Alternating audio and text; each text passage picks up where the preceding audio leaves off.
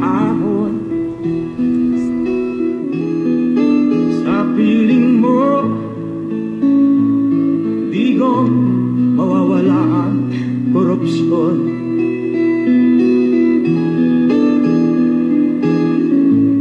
Tayo na Pilipinas, tayo na magbago. Hawak kamay tayo para sa pag-asenso. Ikaw at ako, tayong lahat kay Rodrigo Duterte, para sa tunay na pagbabago.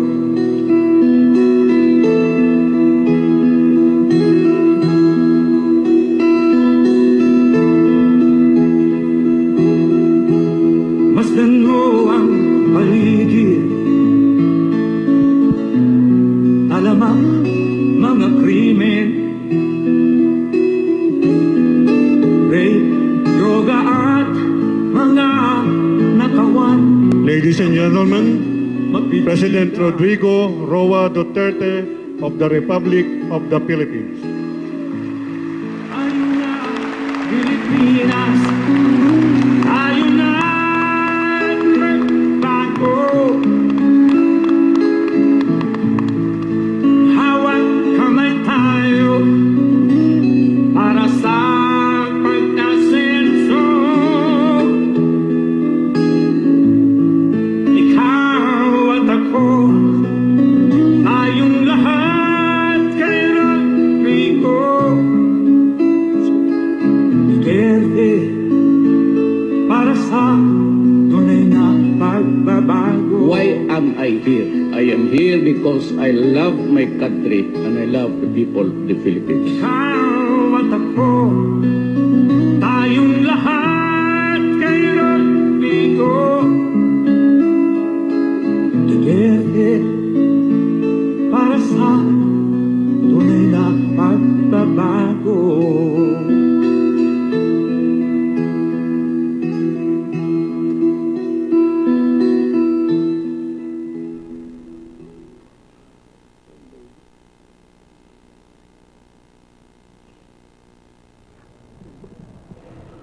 Madilim na kahapon,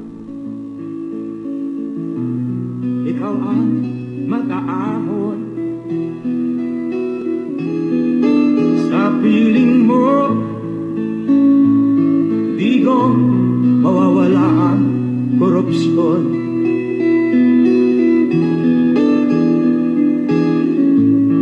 Tayo na Pilipinas, tayo na magbago. Hawak kamay tayo para sa pag-asenso. Ikaw at ako, tayong lahat kay Rodrigo Duterte, para sa tunay na pagbabago.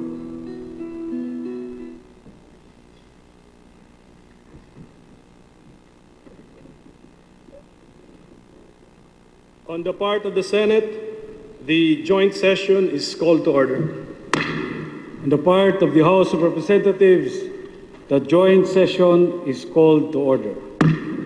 Please rise for the singing of the Philippine National Anthem to be led by Ms. Mona Lisa Mangilin.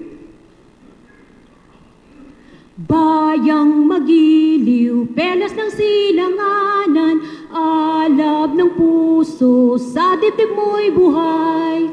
Lupang hinirang, duyan ka ng magiting, sa manlulupig, di ka pa sisiil, sa dagat at bundok, sa simoy at sa langit mong bughaw.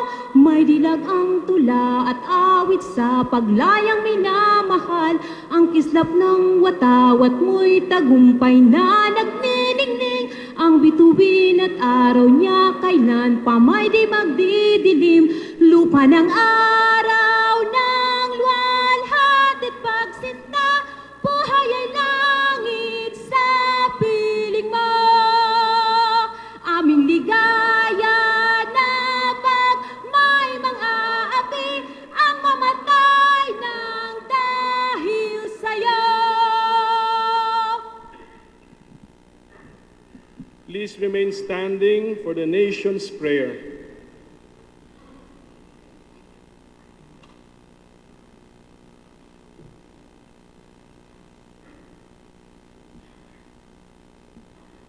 Sa ngalan ng Ama, ng Anak, ng Espiritu Santo. Amen. Dakilang Panginoon aming Ama, kayo ay aming pinapupurihan at pinasasalamatan sa inyong naging patnubay at mga pagpapala. Dalangin po namin ang inyong gabay at karunungan sa harap ng mga ibayong pagsubok na aming hinaharap, upang magkaroon ng bagong lakas na nagmumula sa katiyakan ng iyong naisin. Ya Allah, Ya Malikal Mulk, itinataas namin sa inyo ang pamunuan ng aming pamahalaan, ang aming mga mambabatas, mga miyembro ng hudikatura, at mga kumakatawan sa aming serbisyo sibil. Pag-isahin ninyo ang kanilang kaisipan at damdamin sa pagsulong ng interes ng aming pamayanan tungo sa higit na kaunlaran ng aming bayan. Basbasan po ninyo ang aming hukbong sandatahan at ang hanay ng aming mga kapulisan. Inyong katarungan kanilang maging pamantayan. Ang inyong pagmamahal kanilang dagdag na sandata. Patuloy nilang mapangalagaan ang kaisahan ng aming bansa, lubusang mapagtagumpayan ang krimen at mga salot sa lipunan. Ya Allah, Ya Azza wa Jal, mamayani sa aming mga kababayan sa lungsod ng Marawi at Mindanao ang diwa ng inyong malasakit at pagkakaisa. At sa puso ng bawat Pilipino, ang kamalayang kami ay isang lipi. Nagbibigay halaga sa aming mga karapatan, higit lalo sa aming tungkulin at responsibilidad, nakalingain ng isa't isa bilang isang sambayanang Pilipino. Mapagmahal naming Ama, turuan ninyo kaming mapangalagaan ang aming kapaligiran. Ilayo kami sa anumang sakuna, likas man o likha ng tao. Matuto kaming tumalima sa inyong kalooban, nang ang inyong itinakdang kaligtasan at kaluwalhatian ay mapasa aming lahat. Siya nawa.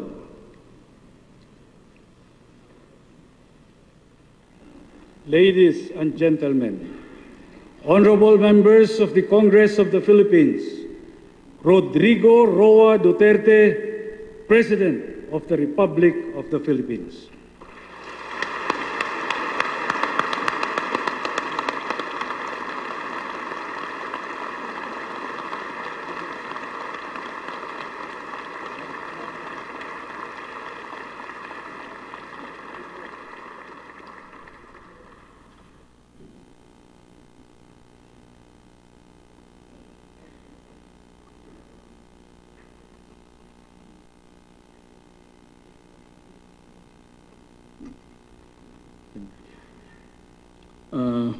Kindly sit down. Thank you for your courtesy.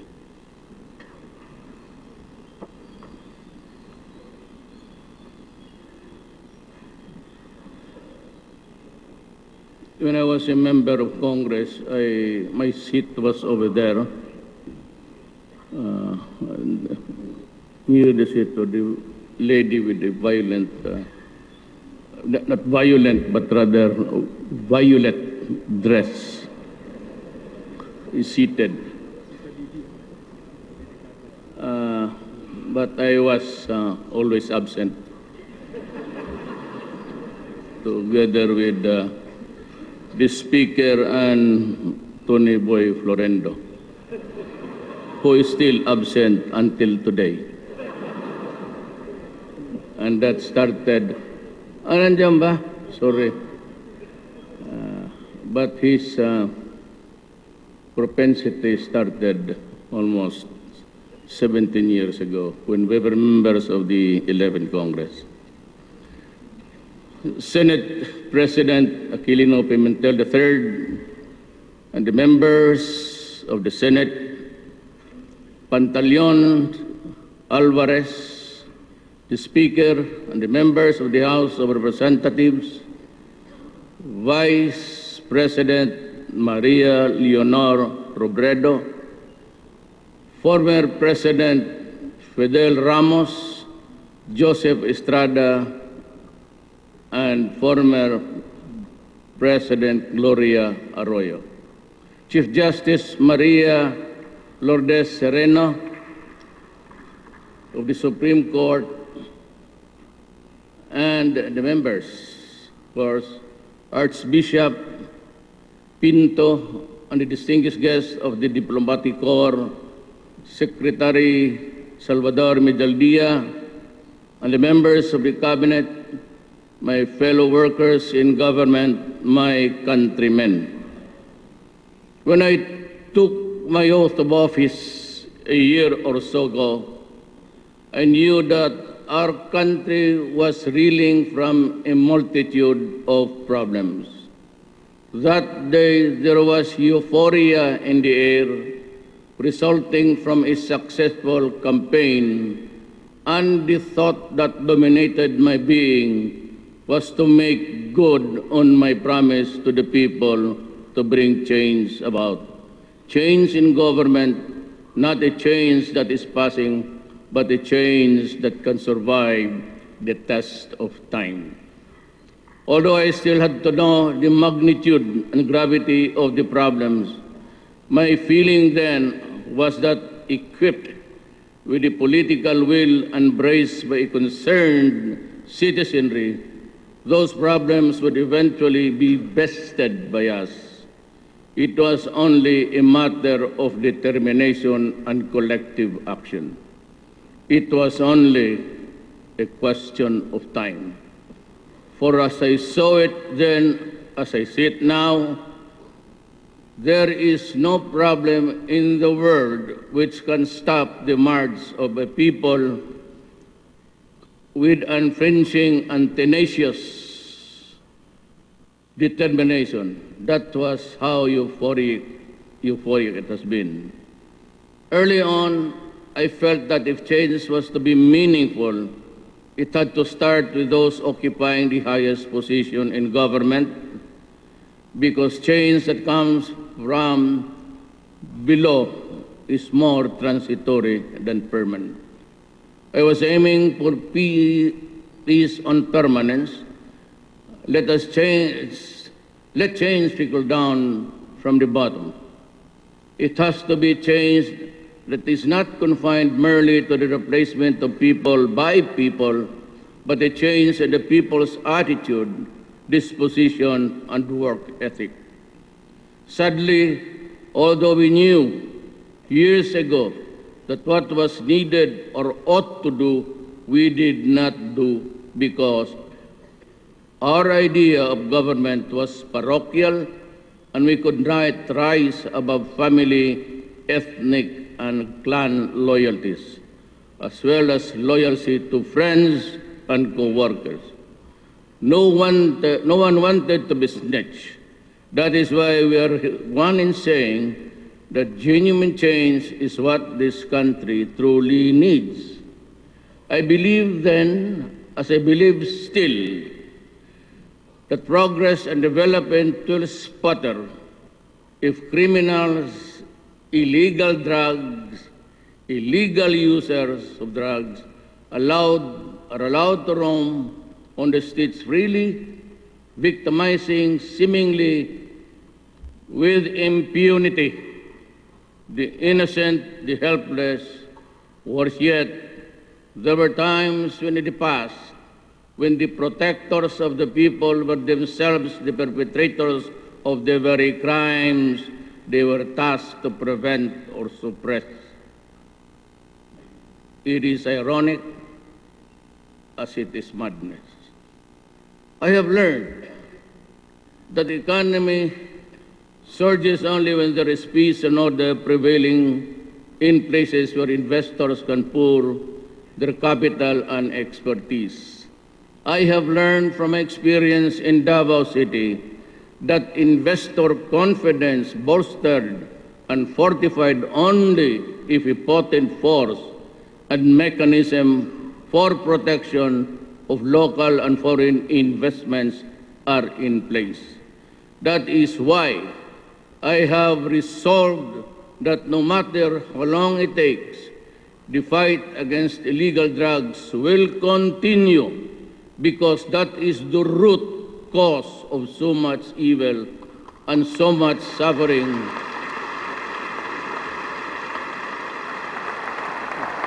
that weakens the social fabric and deters foreign investments from pouring in.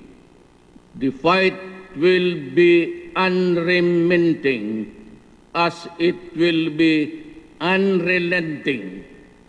Despite international and local pressures, the fight will not stop until those who deal in it understand that they have to cease, they have to stop, because the alternative are either jail or hell. And I will make sure, very sure, that they will not have the luxury of enjoying the benefits of their greed and madness. I do not intend to loosen the leash in the campaign or lose the fight against illegal drugs. Neither do I intend to preside over the destruction of the Filipino youth by being timid and tentative in my decisions and actions. To the critics against the fight, your efforts will be better spent if you use the influence, moral authority, and ascendancy of your organizations over your respective sectors to educate the people on the evil of illegal drugs, instead of condemning the authorities unjustly, blaming for every killing that bloodies this country. But don't get me wrong, I value human life the way I value mine. Each life that is snuffed out translates into future generations' loss. It is like cracking the corn from which an oak tree grows, which in turn produce the seeds to complete the complete cycle of perpetuity. There is a jungle out there. There are beasts and vultures preying on the helpless, the innocent, the unsuspecting.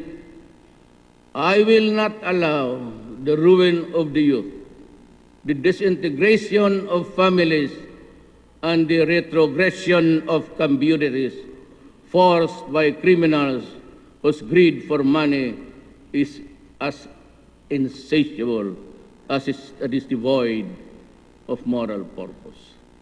Neither will I be mobilized into inaction by the fear that I will commit an act that will expose me to public condemnation or legal prosecution.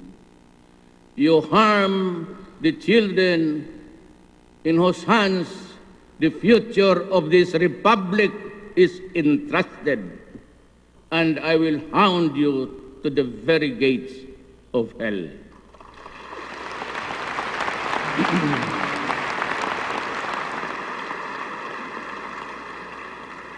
That is why I ask you to join me in this fight against illegal drugs and all forms of criminality. The government equipped with legal authority, and you, the moral ascendancy over the sector you represent, can do so much and hopefully eradicate the social scourge that plagues us to no end. Look beyond your biases, your prejudices, your ambition, your political agenda. The search for change will begin and end only when we look into ourselves and find it within. Today, a multitude of problems confronts us. No sooner is one problem solved, another surges forth in its place. But we will not be disheartened. We will not be cowed. We will not be overwhelmed. It is during trying times and troubled events that the resilience, perseverance, and determination of the people are tested. The Filipino is no stranger or new fight to situations like the one we face today. We can and we will overcome, as we did countless of times in the past, only if together towards a common goal. Sad to say, despite all efforts, peace, especially in the island of Mindanao, continues to elude us. But of course, it is not the peace of the dead, but the peace of the living that we seek. If peace flits away like a butterfly, we just try to snatch it by the wings. And our pursuit of peace continues. The Red Insurgency has been with us for decades, the Muslim issue for centuries. So much time has lapsed, so many lives have been lost, and so much destruction has been wrought. But peace eludes us still. Sometimes, I am almost tempted to conclude that peace might not be able to come during our lifetime. But believe me, it will not be for want of trying. And I will persist in our goal of attaining peace to the last day of this administration and maybe even beyond, although in a different capacity. There is rebellion in Mindanao. The extremists have declared it their purpose to establish a caliphate within Philippine territory along the teachings and beliefs of an Islamic State of Iraq and Syria, or otherwise known as ISIS. The Battle of Malawi has dealt a terrible blow to our quest for peace, especially now that an alien ideology and a radical shift in purpose have been injected into the local setting. I declared martial law in Mindanao because I believe that that was the fastest way to quell the rebellion at the least cost of lives and properties. At the same time, the government would be adequately equipped with the constitutional tool not only to prevent the escape of rebels who can easily mingle and pretend to be civilian evacuees only to regroup in another place to fight another day, but also to prevent them from spreading the gospel of hate and violence in the rest of Mindanao. Martial law and the suspension of the writ of habeas corpus enable the military to arrest, detain, and question suspected members and sympathizers of rebellion, similar to what happened to the parents of the Maote brothers. As President, I am reiterating my unwavering support and commitment to the soldiers of our armed forces and members of the police force.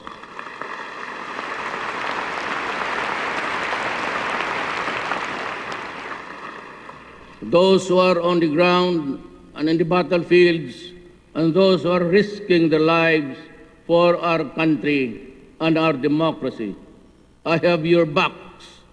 To those who oppose and think that all these are efforts that are out of order, I hold myself, me and me alone, should be responsible. The people of Malawi need help. Caught in the crossfire between government troops and Muslim extremists, they have been through hell, and we need to help them rise and move forward. If we cannot provide for the poor and the needy, who are many, then we will not be able to keep from harm the rich, who are few.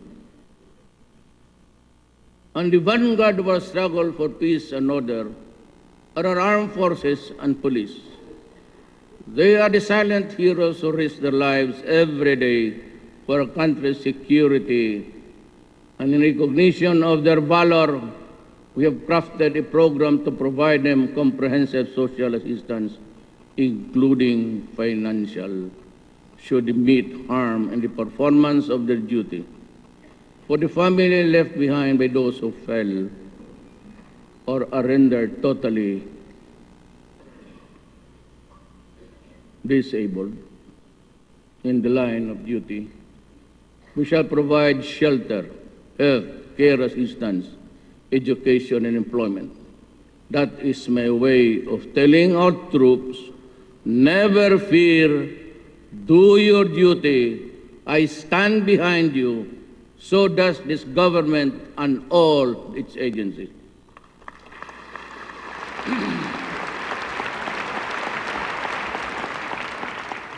To decisively address insurgency and terrorism, we are working doubly hard towards a stronger and more credible national defense system for the country.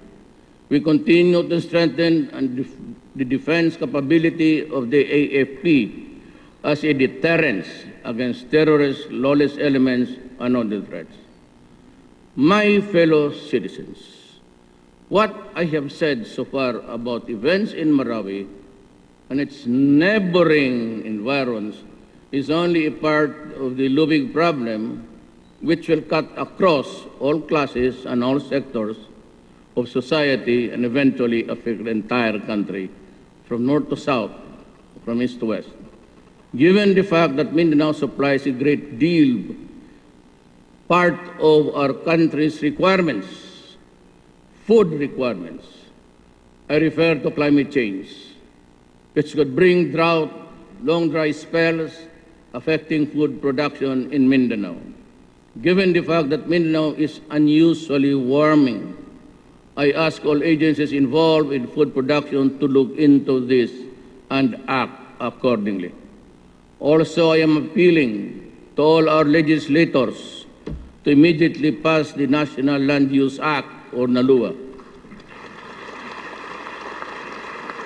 to ensure the rational and sustainable use of our land and our physical resources, given the competing needs of food, security, housing, business, and environmental conservation. Ours is a rich country. Well, that this country is almost endowed with a gift from God to be utilized for the welfare and the common good. I do not believe that this gift was given to us to be merely viewed or appreciated, but to be extracted from the earth and utilized to make life worth living. That is why I say that it is not enough that we mine this wealth. What is more important is that we convert the raw material thereof into finished products for international and local purposes. That way, it will not only be the few who are the rich, but also the poor who are many who will benefit therefrom. Therefore, I call on our industries, investors, commercial barons, to put up factories and manufacturing establishment right here in the Philippines to process our raw materials into finished products.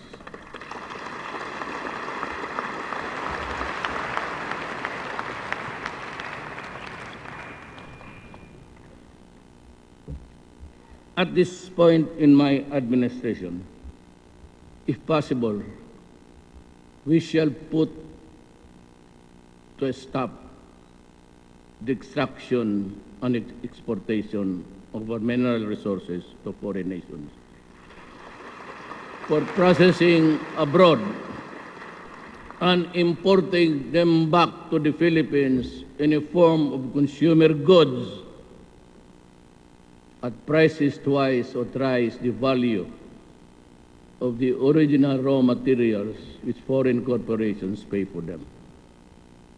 However, in the extraction and utilization of these resources, extreme care must be exercised, that we do not recklessly and needlessly harm the environment. Responsible and regulated and sustainable development is what we advocate and require. The protection of the environment must be made a priority ahead of mining and all other activities that adversely affect one way or the other, and this policy is non-negotiable. I sternly am warning all mining operations and contractors to refrain from the unbridled and irresponsible destruction of our watersheds, forests, and aquatic resources. You have gained much from mining. You only get about 70 billion a year. But you have considerably neglected your responsibility to protect and preserve. And even the tax is about 5%. Environment for posterity. I am holding all mining companies and its officials responsible for the full and quick cleanup, restoration, rehabilitation, all areas damaged by mining activities, and the extension of all necessary support to the communities that have suffered mining disastrous effects of their health, livelihood, environment, among others. Ganito yan eh. Medyo alis muna ako dyan sa sakit ang mata ko dyan sa yawa niya. Alam mo, you have a mining. I have to grant you a mining because you have complied with all the requirements of the law. And I cannot be subject to imandamos if everything is perfect. And you have every right to mine. But in doing so, you destroy the rivers. You destroy the streams from which the poor people fish.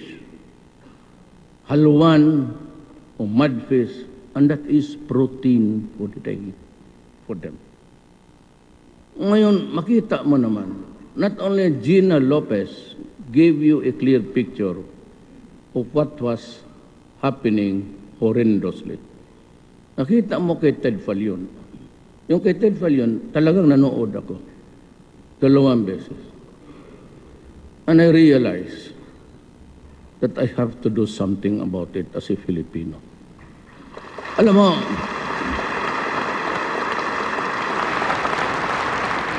okay na yung mining. Subsidiary ka lang ng isang another giant corporation. Or you're a sister company of a telecommunication. Hindi kayo magugutom. But look at the picture shown to you. For once, they behave correctly, ang ABS-CBN. Tignan mo yung pelikula ni Ted Filon. I salute him for coming with it.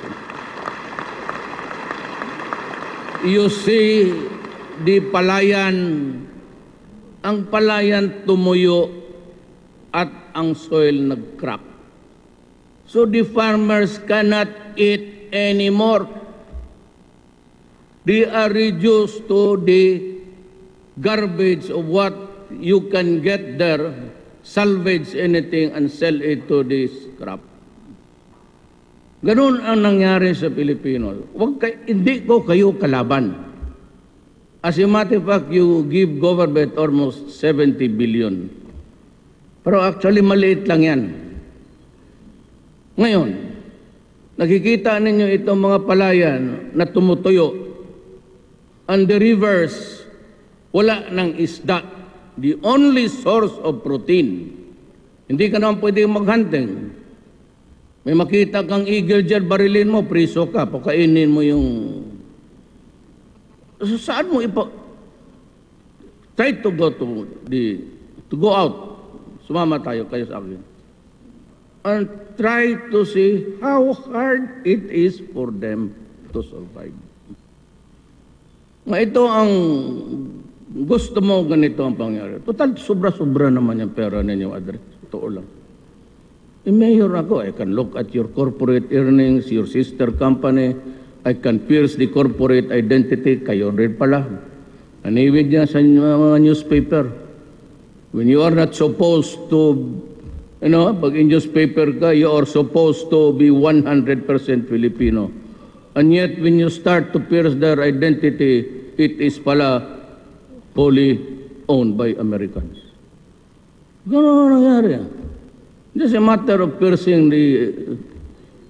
So, wala masyado ako.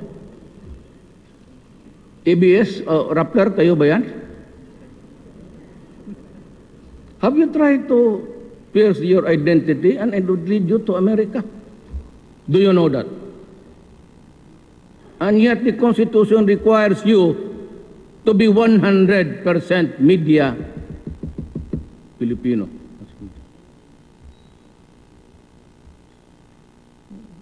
Rappler try to pierce the identity and you will end up American ownerships.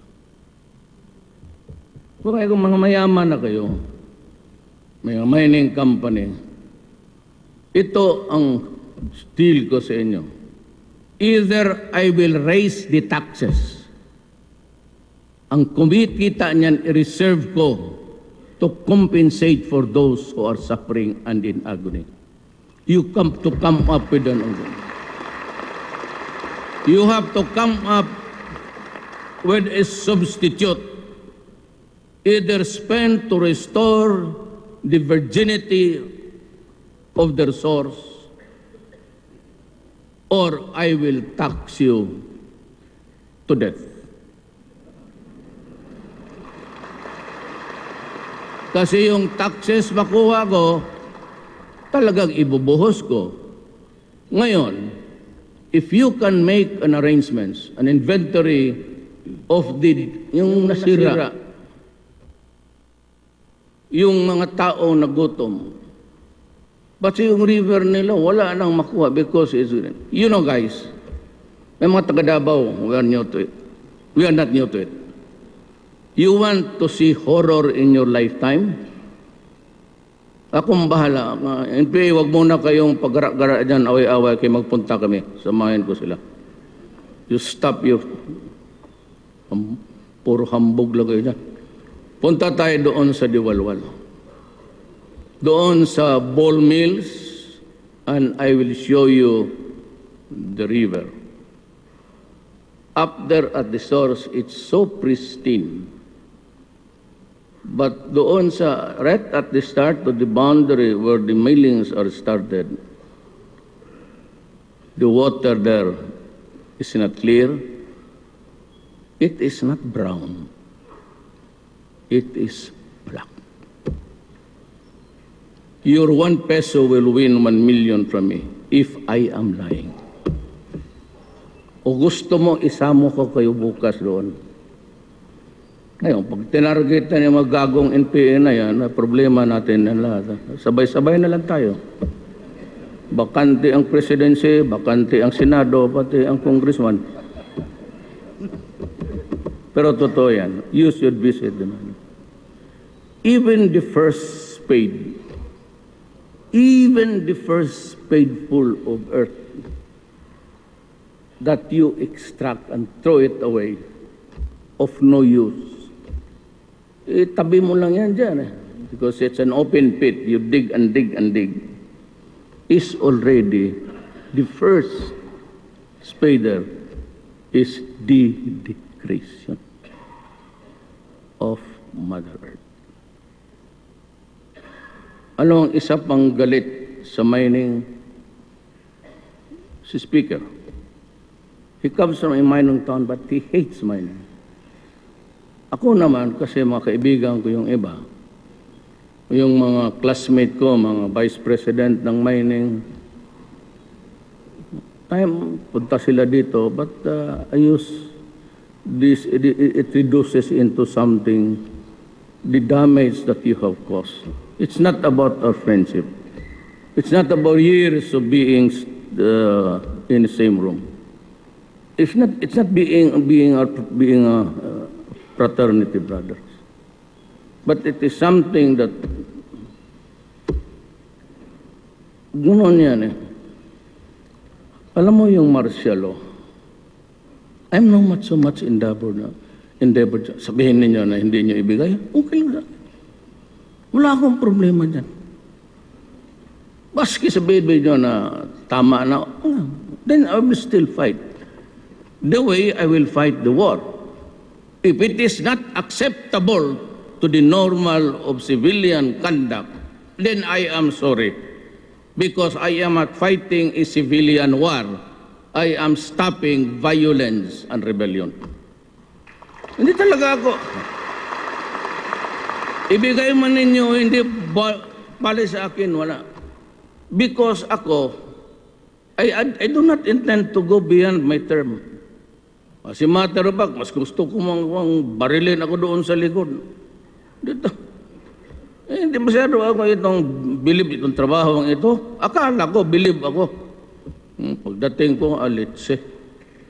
Sakit ng ulo. Totoo. Na kayong kuha, nakikinig kayo. Wala akong pinirmahan ni isa. Putang ina nga. Na pagparap, pagkain. Hindi pagkain kung kayo sa opisina. Bayaran ninyo yan. Maglabas ako. I do not collect anything. I do not remember. I do not sign anything there until now. Wala akong allowance, wala akong tinatanggap lahat except my salary. Tapos 2 pamilya pa ang maghati. Ano mo sama niyan?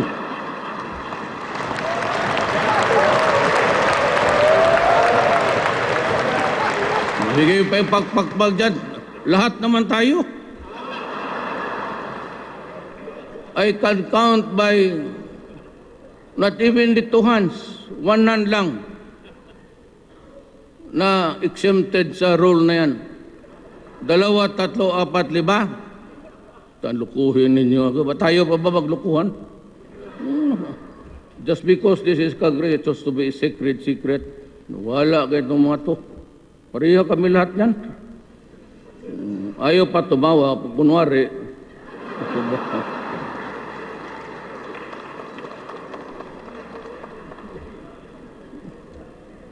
So, I will increase the taxes.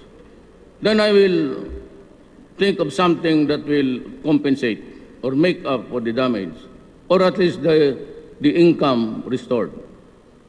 Yeah, otherwise, I'll have to stop mining. I will ask you to stop it. It's not good. We are a small group of islands. Hindi naman marami. The coastal, marami yan. Kasi maraming pumiikot-ikot. But if you within a contiguous territory, maliit lang tayo. And yet, you must remember that there are so many billions of the future generations waiting in the stratosphere.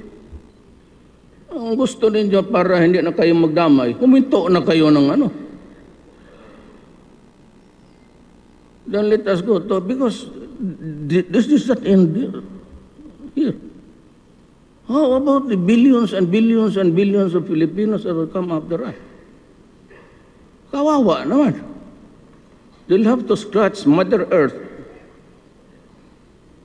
to eat. By this time, kung walang upheaval, no regeneration will occur. We are almost like talagang ginagano natin maliit na lang ang makuha nila. Ba't maawa naman kayo? Makikita mo yung apo mo kung ganun mo na lang. Kung ganun mo na lang yung embrace mo yung apo mo sa pangalawang asawa. Yung isang ganun rin. Di ba? Di ba, sir?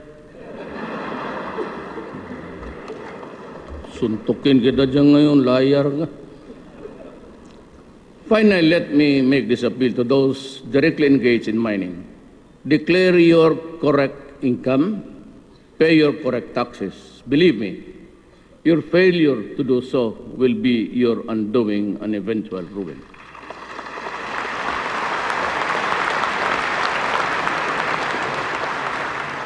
Hindi na ako makatakbo, matanda na ako. I don't think I'd even survive the 5 years. Pero pagka sinabi ko, upakan talaga kita. To our employees and officials, the LGUs tasked with monitoring these mining operations within their territorial jurisdictions, do your job without fear or favor. Absolutely responsible you for any misdeed or failure in the mining entities that do not comply or comply with the guidelines, rules, and regulations governing mining operations and activities within your area of responsibility. I mean it. Do not try to test my resolve. Absolutely, I have nothing to lose except my life. While we can control the acts of man, no one can control to stop on the fury and the rampage of weather, gone wild. When nature fights back, it does so with a vengeance. We have seen that the terrible toll that the super typhoon Yolanda and the succeeding typhoons exacted in terms of human life and property. And we still have to recover from the beating that we got both during and in the aftermath of those mega typhoons. Aside from droughts, tempests, and other problems, taking ship, which according to the OST Philbox, it is no longer just a distant possibility, but a probability earthquakes. The series of damaging quakes in Leyte, Surigao, and nearby provinces and islands attest to this. We were told that it is no longer a question of if, but a matter of when. Thus, we need to act decisively and fast because the threat is huge, real, and imminent. Come to think of it, really. Is there, they say that there is no perfect instrument or human acumen can really predict earthquakes. I hope it will not come.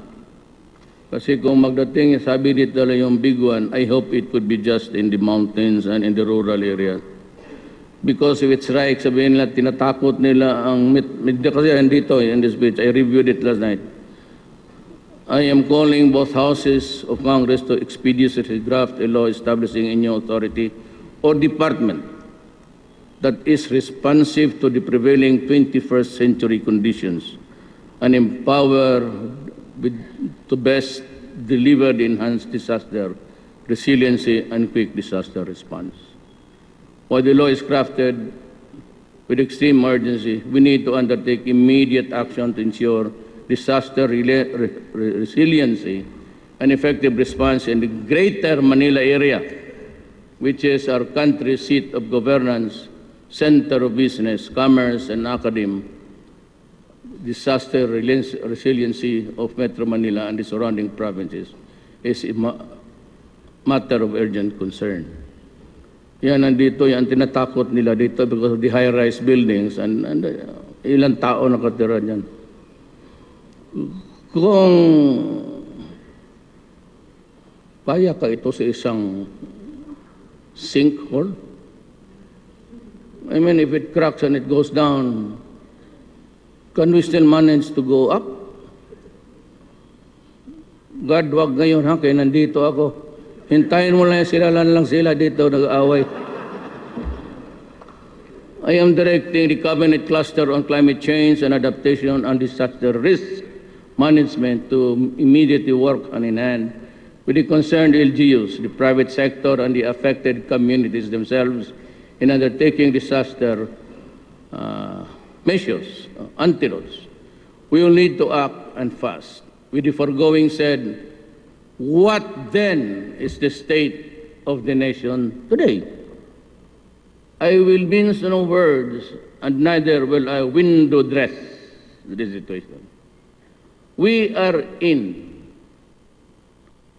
Let me answer into brief sentences.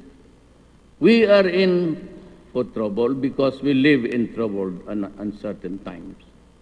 And I feel that things might get worse before they become better. But like I said, I hope we will cope. We hope and pray.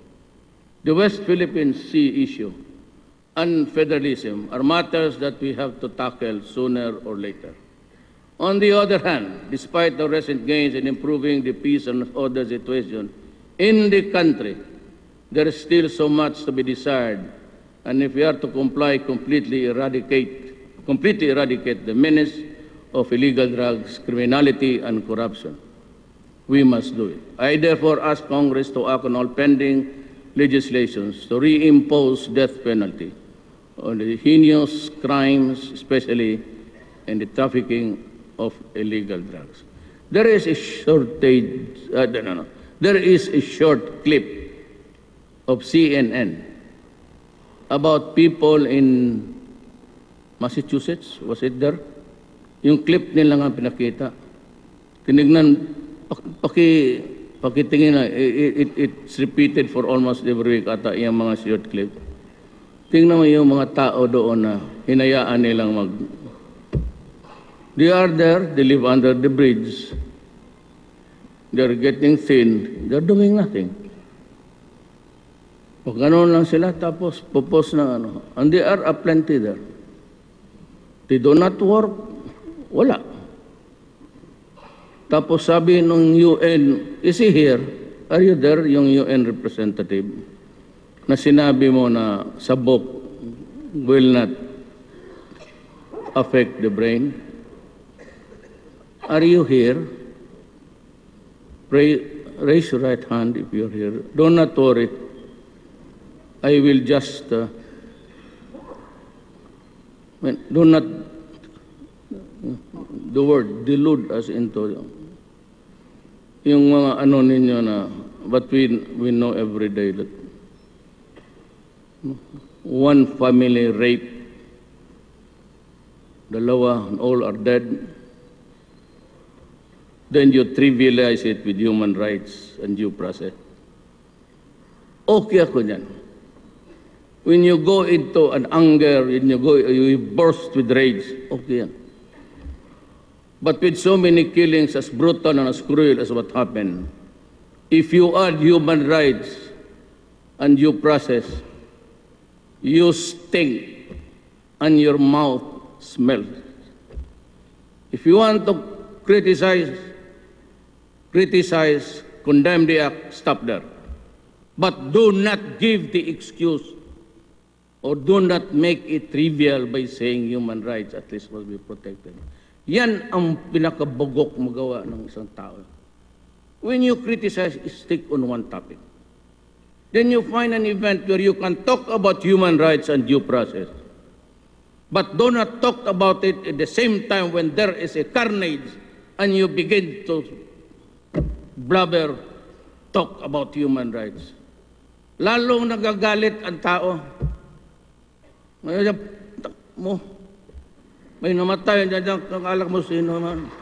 What have you done in the name of human rights? 77, you have the records. You can summon the police. 77 before I became President. All drug-related, 77,000. And you trivialize that with a conference, at saka pumunta dito, ang tatanungin yung nasa prisuhan. Na pinriso dahil just imagine, I challenge you. You want a debate in public? Okay, we'll have it. I will challenge you how also you trivialize the thing by binibigyan ng importansya si dilema. You will all hear, you conducted the investigation. You heard the witnesses. You saw the videos. Is she a credible woman? Can she be a moral person? Hirap yan. Puro kayo drama dyan sa...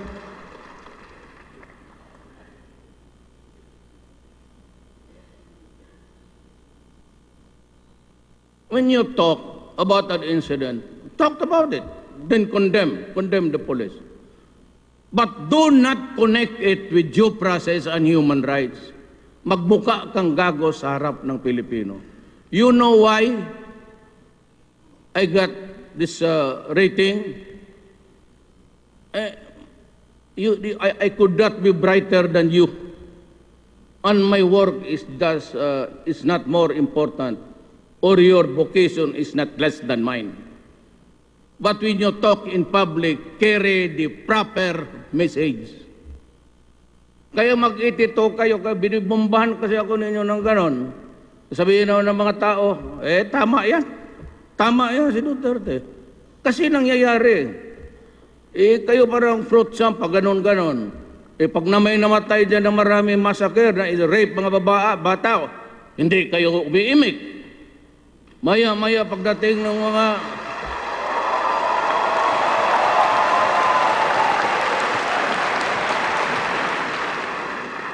Pagdating nitong mga Western expert ko, no, you give them so much premium and importance. Puta, saan ba ang utak ninyo eh? Bakit kayo believe dyan sa puti? Tingnan mo ang puti. Panahon ni Obama. Una yung spokesman ng State Department. Kala mo sino? Kala na mas bright pa sila sa akin. Then the staff of the President, then Obama. Would like to remind Secretary that the policy of the Sounion. Yari ako. Pagdating ni Trump, oh yes, Mr. President, I've been expecting your call. You're doing it all right. I'm doing to it in this goddamn button.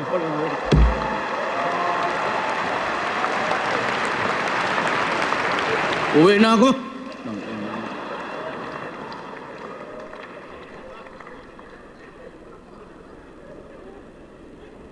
So, that's the value of the country that you value. Ambivalent. Parang electric fan. Okay dito, o hindi na okay. It's vacillating. Tapos kayong mga Indians, believe kayo.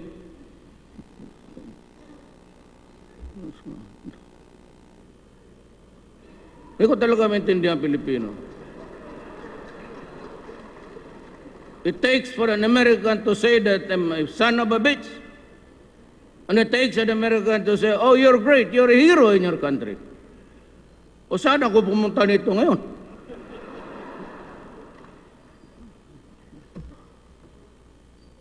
It is time for us to fulfill our mandate to protect our people from these crimes that have victimized. You know, wag ninyo akong takot-takotin yung preso yung International Court of Justice. Shit, I'm willing to go to prison for the rest of my life. Ang importante sa akin, ginawa ko yung gusto ko.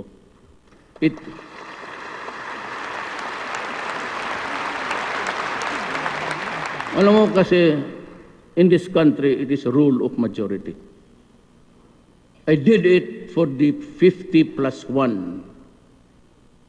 because in a vote of 100, I get 51. 50 plus 1. 50 is 1 up. 1, that is majority of 1. I win. Yung 49, yun yung mga, I do not have to make them happy. But when the time comes, kung malasin ako, pupunta ako sa prison, do not worry about me. I can take it. Nung maliit pa ako, labas rin pasok ako sa... Wala pa yung ni Pangilinan, labas-pasok na ako sa prisuhan. Kunin yung record ninyo sa police doon sa Davao. Takot eh. He will be prosecuted. Hoy, abogado ako. Well, because I will... sabi ko nga, everybody is entitled to come here and question me. But I have to question you also. At para magaling, let us make it official. We go to court. We tell the judge that we are hearing by a international body. Can we have it judicially recorded? And now we place them under oath. Mahuli ko matalaga yan sila. May pinatay ako, tama yan. When I was mayor, a little over, for 23 years ako mayor ng Davao. Makita mo ang Davao ngayon. We have been LGUs before. What city is now hitting 9 growth %? Nandoon pa kami sa Mindanao, binubomba pa kami sa Davao. Davao is 9 growth. Tapos sabihin nyo, ngayon, paano i-9 mo, palabas mo itong 9 ng you're about to hit 6 or sabi nila. Pero pakayaan mo lang ako, mag-abot ito ng 21. The highest in the world. Kayo lang tigapigil eh. It is time for us to fulfill our money to protect. Tapos na yan. Kindly, for so long we have to act decisively on this contentious issue.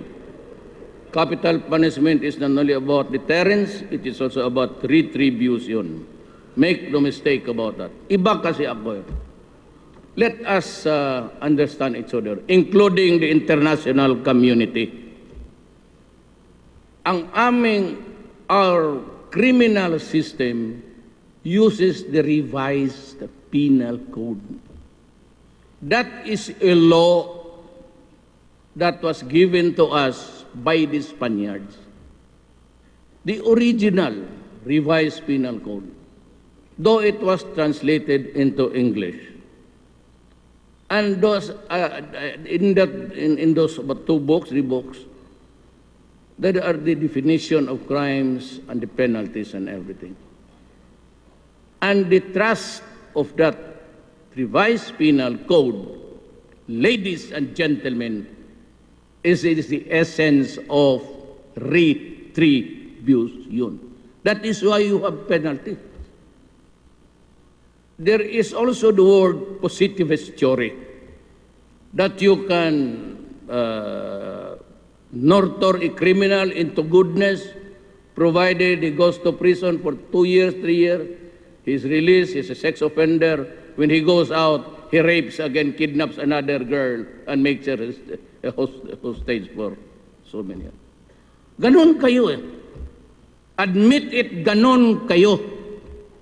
You are so too lenient about this son of a bitch, a human being that has a virulent brain, and his enemy is society. And many a times, there were sex offenders in America released, only to rape and kidnap again and kill in just a few months after release. In the Philippines, it is really an eye for an eye, a tooth for a tooth. You took a life, then you must pay it with life. That is the only way to even You cannot place a premium on the human mind that he will go straight. Nobody can. Not even your best scientist. No one has ever fathomed how a person would react, especially in committing crimes. That's the only way to do it, to instill fear, that if you do it, you will die. That's the advantage of criminals and rebels and terrorists. Because they think that you are afraid to die. That's why when I went to Malawi, I was asked by the media, why are you here?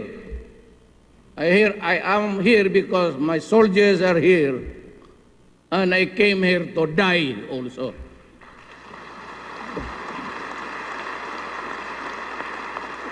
Because in a battle, in a fierce encounter, you have to be of equal equanimity.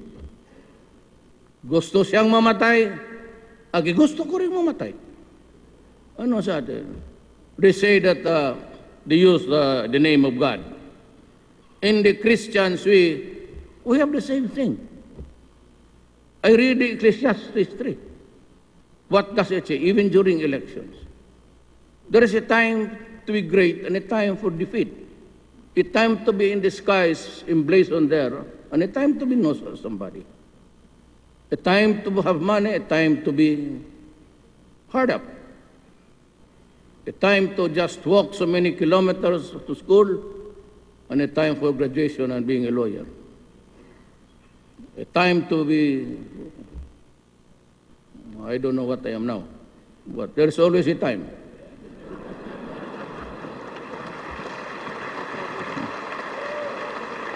Ganon yan eh. So I will match you. Pag sinabi mo, gusto kong mamatay, anak ka ng dalawa tayo. That's why this bully, I had dinner with them sa bayan. Na itong NDF, because I used to be friends really with the NDF. I was crossing the by ideological borders before. Ako yung nakakapasok sa teritoryo. We were friends really. But times have changed because God placed me here. And I take up a republic, take care of a republic. Ganon. Sabi na doon, bully daw ako. Tarantado pala kayo. Talagang bully ako. Utang ina. Talagang bully ako, especially to the enemies of the state. Talagang bully ako.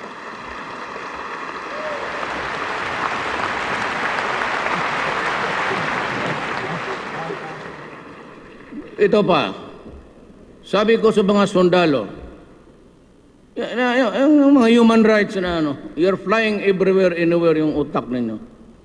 I said, take no prisoners, which is kill them. Which is correct. But you don't listen to my speech.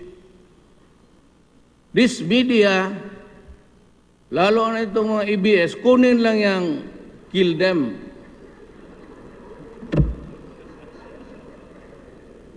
Yan ang problema ninyo, kaya minura ko kayo. Walang presidente na pinutang ina kayo because you are not behaving. Now you're asking me for talks.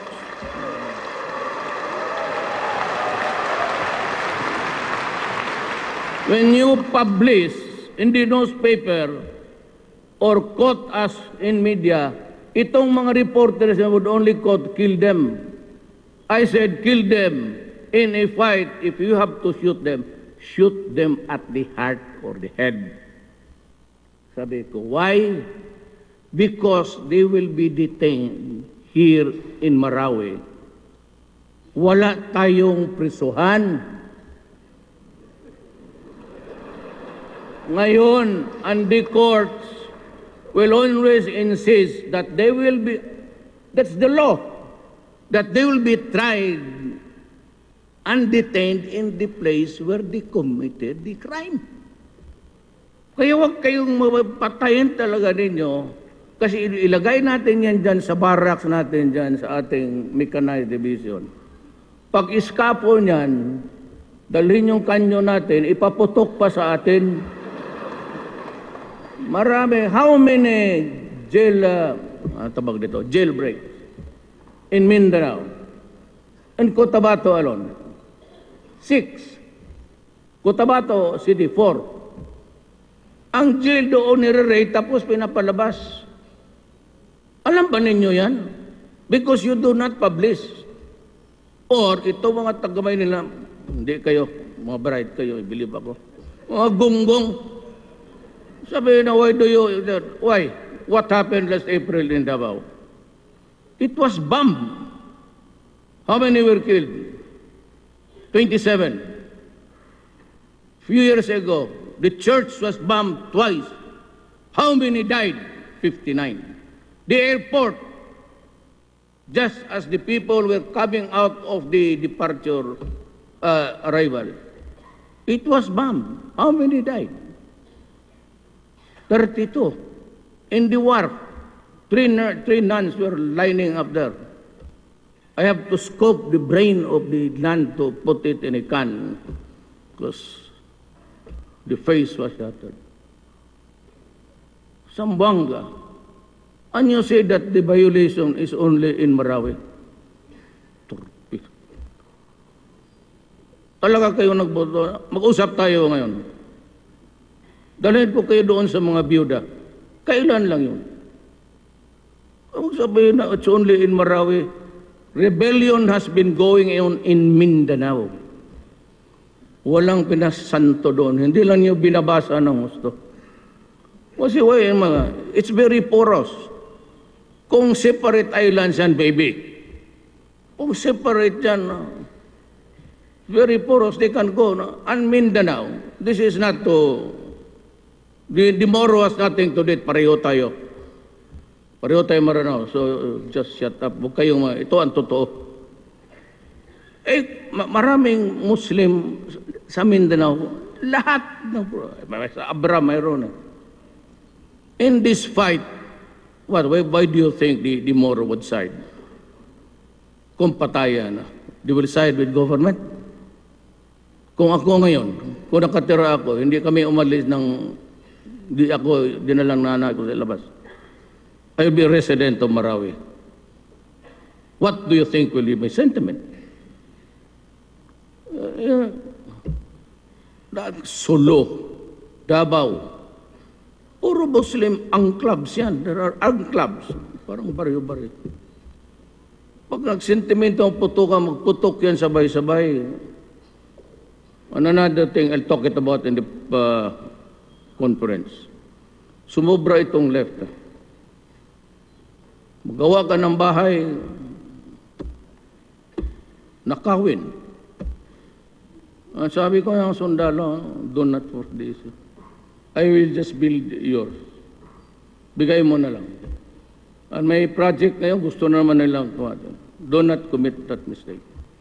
Here and I will tell you, including the Congress of the Republic of the Philippines. You do anarchy, I will order the soldiers and the police to shoot. Even if I have to bury 1,000 Filipinos.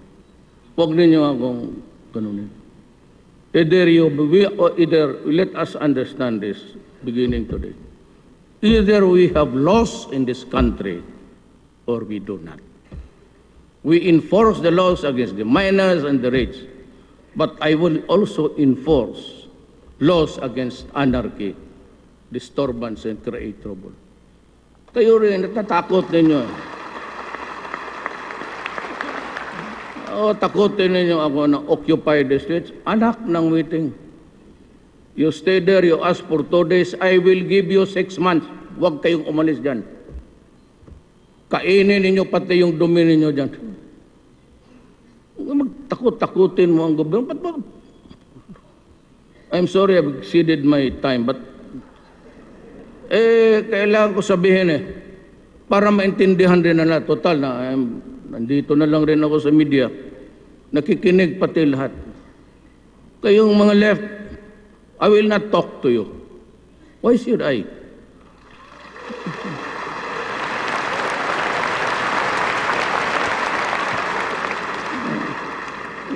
Wag mo na akong pilitin na magpatayo kayo mga pro-por, shut up. Wait for 2 years because I have, this is my proposal. I may be totally wrong and I will accept it, but this is mine. From now on, I will save money for the armed forces of the Philippines. We have lost so much soldiers. And there are thousands already incapacitated to fight. Pati yung pulis ko, araw-araw ninyong inaambot. Pati ang convoy ko, kasi doon ako magsakay, inambos nila. Pati ako ang gagom, pati ako patay na, sabagay, malayo ako doon. Pero convoy ko kasi yun eh. Hindi lang ako doon sa Alam mo, ginamitan nyo ng machine gun. Kaya lang armorized. Kaya yung mga congressman, senador na ayaw ninyong baka may kalaban kayo. Asawa ba ninyo yung katira ninyo ngayon? O inagaw ninyo? Pa-armorize ninyo. Totoo, proven M60. Alright. Si Todrilon, M60 sir. Hindi talaga tumaanas. Pati binara na nila. Nasira na lang yung barang. Hindi talaga nila. And the soldiers inside will order all the time. Minamasinggan na, hindi tatalab. Kaya gago pati yung convoy ko may ambusin. Hindi nila alam na nakasibat na ako.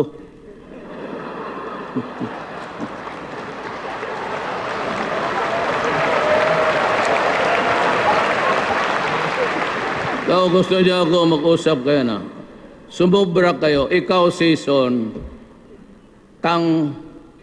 mag-inom ka ng yung orange. Matanda ka na, kayong Pilipinas na kinig, buong Pilipinas. Kayong mga bata, kayong mga lumad natives.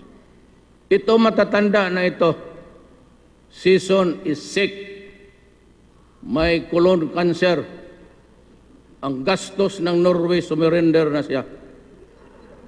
Kasi naging issue sa politika. This government who sponsored those, who provided the good offices, matatalo sa eleksyon dahil sa issue dyan. Kasi pabalik-balik ang mga buang kala mo, mga turista. Wala na ang pinag-usapan. Pagdating dito, gusto ng ganito, gusto ng ganito. Lo mo.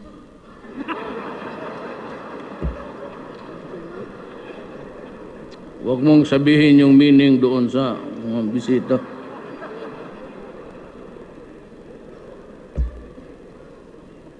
Pura na ko ba? Talagang ako, sir? Masyadong demanding. Hindi naman kayo nanalo ng election si minsan. You cannot even hang on to a barangay. And you keep on killing people. Hindi lang yung mga pulis, pati yung mga civilians na ayaw magsali sa kanila.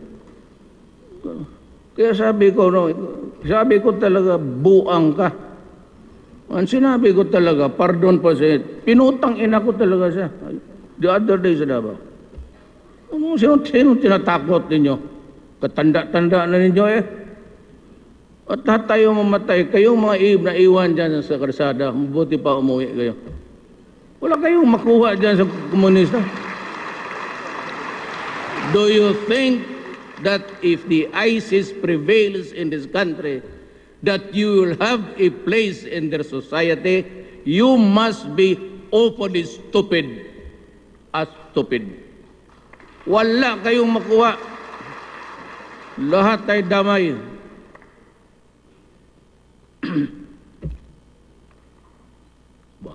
Thank you for allowing the exhaust dito. In our sustained effort to achieve just and lasting peace,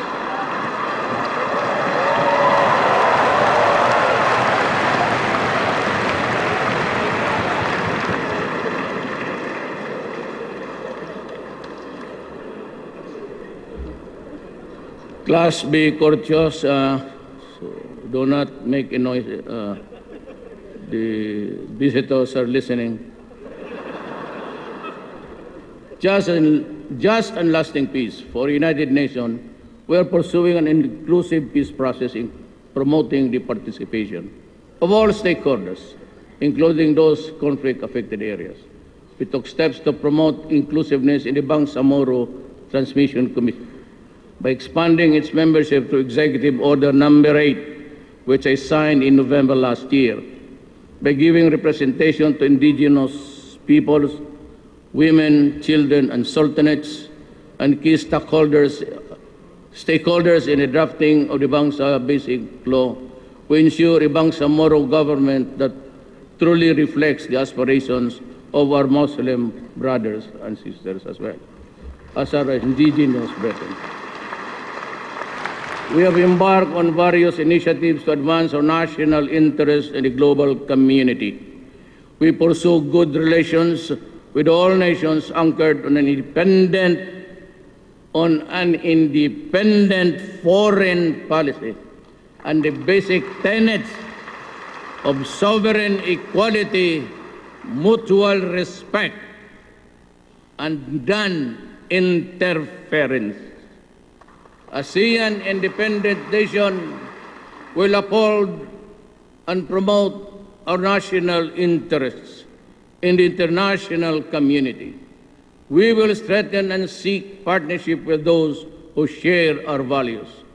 We will engage nations with full respect for the rule of law, sovereign equality, and again, non-interference.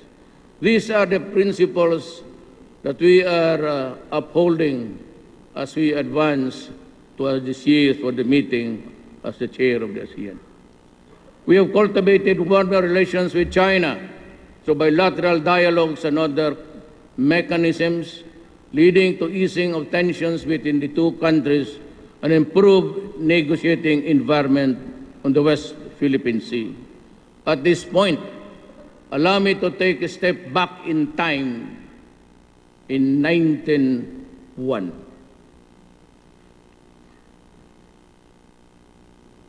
In 1901, there was known as Balingiga, and that is Eastern Samar. It was the time for Philippine-American War, a combined group of Filipino villagers and guerrillas in an effort to defend Samar Island from the alien invaders, attacked and overwhelmed a U.S. United States infantry garrison. 48 American officers and men were slain in the attack. On the Filipino side, the casualty count was 28 killed and 22 wounded. In retaliation, U.S. gunboats and patrols were sent to Balingiga, Samar, with the order to make a desert of Balingiga and to reduce Samar Island into an island of howling wilderness, where every male citizen from the age of 10 and above and capable of bearing arms would be put to death. The church bells of Balingiga were seized by Demergans as spoils of war. Those bells are reminders of the gallantry and heroism of our forebears, who resisted the American colonizers and sacrificed their lives in the process. Krag against Bolo. Krag was the standard rifle issue to the American troops. And that is how the historians describe.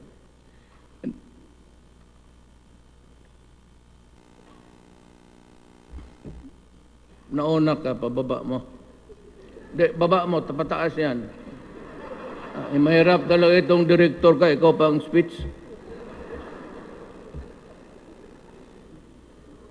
Ministers describe, sige, the Philippine-American War. That is why I say today, give us back those bilingual bells.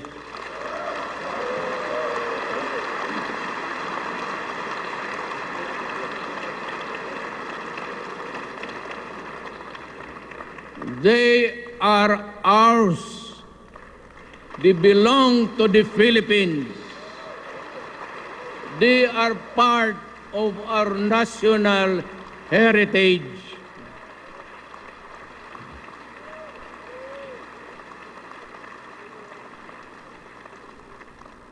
Isauli naman ninyo, masakit yon sa amin.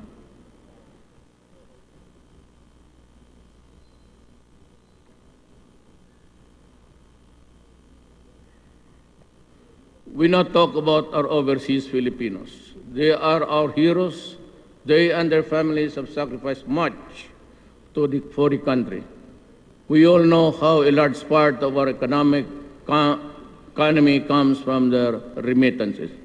That is why, to ensure that their rights are protected, I ordered the increase of our assistance to the OFW from 400 million to more than 1 billion.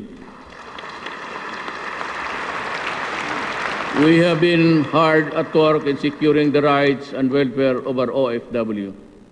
A year ago, I also learned government officials and employees that I will never tolerate corruption in my administration, not even a whiff of it. Let the dismissal of several higher-ranking officials, whom I myself appointed, serve as a warning to all that I will never back down on my commitment to cleanse this government and corporation. In order to bring government services closer to the people, establish hotlines, government centers that receive public concerns. One of which is the hotline 911, which allowed us to receive and immediately respond to emergencies. We also launched hotline 8888, the Citizens Complaint Hotline. This is a public hotline facility that receives feedbacks or concerns on government services.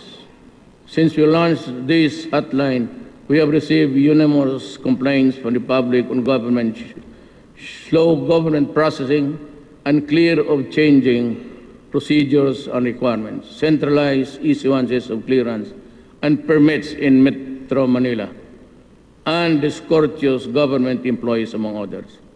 Meron ito eh.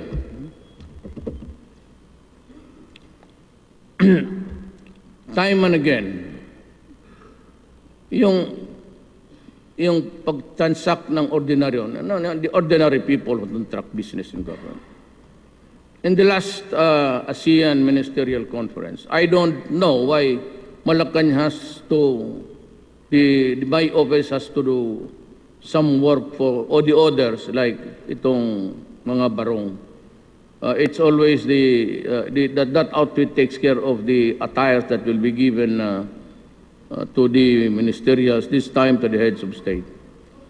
Alam mo, I'd like to address this myself to government. Iyan bang bayaran? Pabalik-balikin ninyo ang tao. I know that because I've been mayor for 22 years. I never allowed it in my city. But dito, alam mo yung mga sastre, dyan sa Paranaque hanggang Cavite, yung mga tiluring dyan, ang negosyo lang yan involved. Boy Scout, teachers uniform, Girl Scouts, naghahabol yan sila ng mga kontrata. And they are just the stores that you find along the way until Cavite. They group together during times of ganito, may ASEAN, and they look for a person to represent them. This is not no offense intended, but usually they look for beautiful women, young, who would do the talking, arrangement, because it's the Well, it's the reality of life. But the beautiful women gets the attention always. Tapos, pag na-deliver na nila, nasukatan na, pabalik-balikin ninyo. And right there in Malacanang, it happened.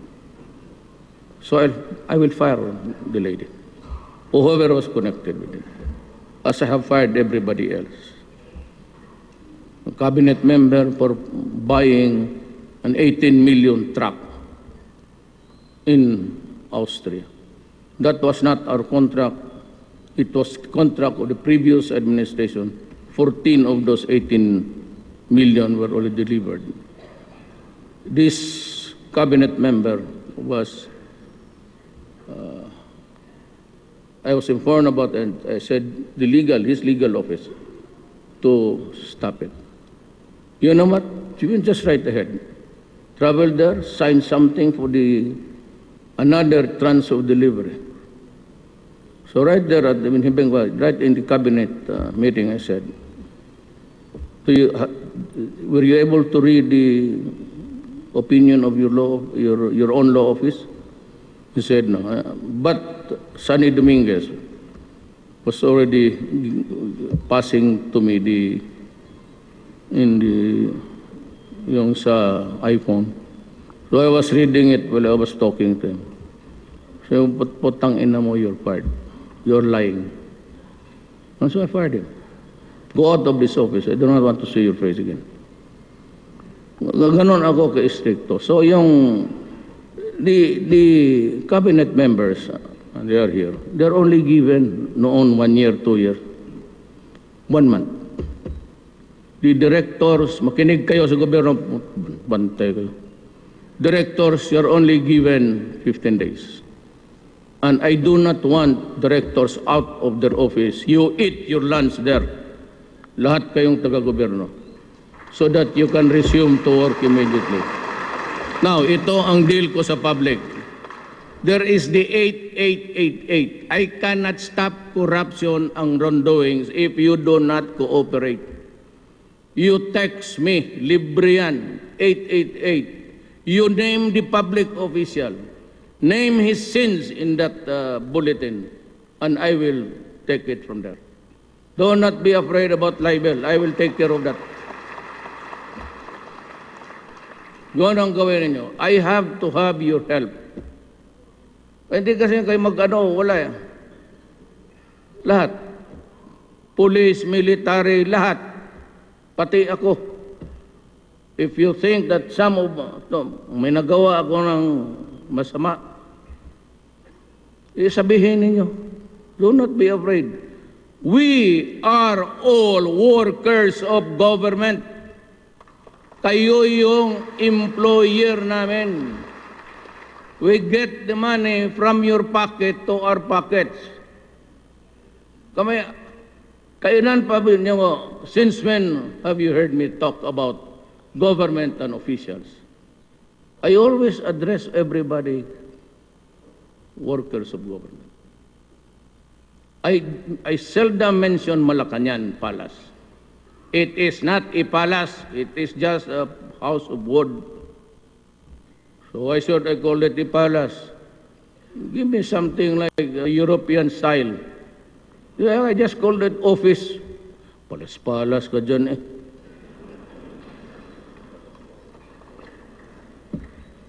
And besides, all the rats of Pasig are there. Just beside Pasig River. So yung lahat ng mga daga dyan kung saan-saan, doon naglalanding. It has a wild field. And they are not killed because they are presidential mouse. Ayun ang sabi ng Dalo. Sure, hindi daw ipagbaril kay presidential mouse. Putang ina, mabuti pag mouse dito kaya hindi pa pinapatay. Yung tao, kinakatay ninyo. The people's patience is wearing thin. So is mine. I am reiterating my directive to all government agencies from frontline services to our people from womb to tomb to further streamline the respective services to make This truly efficient and people-friendly. We want to ensure that our people receive the quality services that they deserve, minus the delays by the bureaucratic red tape. I expect speedy reforms along this line. We will right-size the national government. Let us trim the excess fat and add more muscle through the expeditious passage of the act right-sizing the national government to improve public service and security. I therefore urge Congress to pass this at the soonest. For the government-owned and controlled corporations, isa pa kayo, the implementation of the existing salary standardization law pending review in the compensation and position classification system. It's excessive, extravagant, and unconscionable. Salaries and allowances, incentives, benefits, and bonuses across the government-owned or controlled corporations at this time increases will have to pass by my office. And I am not inclined to increase your allowances, bonuses, and salaries at this time. Wala. You cannot do it on your own. You have to direct it to the Executive Secretary. And I will just tell you, I am not inclined to give increases right now. Maybe 7 years from now, when Drilon makes it to the presidency. I also appeal to the Supreme Court to seriously consider the national interest and our development goals before issuing TROs and injunctions and critical government projects and cases involving government assets. I am just a co-worker also, ladies and gentlemen. May I be allowed to be also just as frank? Total, wala naman akong inaano eh. I do not mean to offend you. But I cite, for example, the Supreme Court TRO that prevents the Department of Health from distributing subdermal implants which cost the West States of 250 million worth of taxpayers' money. I also note that since its issuance 2 years ago, this TRO has impaired the government's ability to fully implement responsibly planning and family planning and methods in the RH law. It is time that we put an end to the practice of some parties of resorting technicalities in our laws, prevent the government from fulfilling its mandate. Ganito yan, ma'am. Total, this is as good as any other time to talk to you. And may I be understood by you. I am sorry to say this. Really, I am. I do not intend to do it. But if we have to talk about government and our sins, which I am not an exception, or our, delays, lahat naman tayo nagkakamali. Ganito yan. Two things. Wala na talaga akong panahon. I don't know if I can make another SONA again in the future. It's not for me to tell. Itong TRO has been the bane of projects. And even kung songhe yung mga Ayala nag-aawa yan. Just to make you understand na hindi lang kayo. Tapos yung TRO na yan would delay the projects. Now God, and I'm asking Congress, find me a law na kung may bidding naman at it was regular, so dapat ang korte or somebody else should not be messing it up.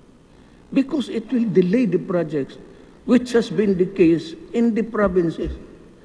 Alam mo, mag-file yan ng kaso, either it is really the truth, well, the COA will find out, or makihati siya. I will withdraw the case and dissolve the TRO, of course. Then you just give me a few Sabi na, 10%. Ganon ang ugali ng Pilipino. Kaya yung TRO na yan is the bane of our efficiency. And I really do not know whether, I will not attribute anything, ma'am, sa Supreme Court. Maybe I am at fault, so I am sorry if I misquote or I did not have the complete facts. But itong Congress na ito passed the reproduction law. It was already a law na dapat i-implement because we were really going into a family planning. I am not for abortion. I am not for birth control. But certainly I am for the giving of the freedom to a Filipino family the size ng pamilya niya. How many children would be able to support and send to school?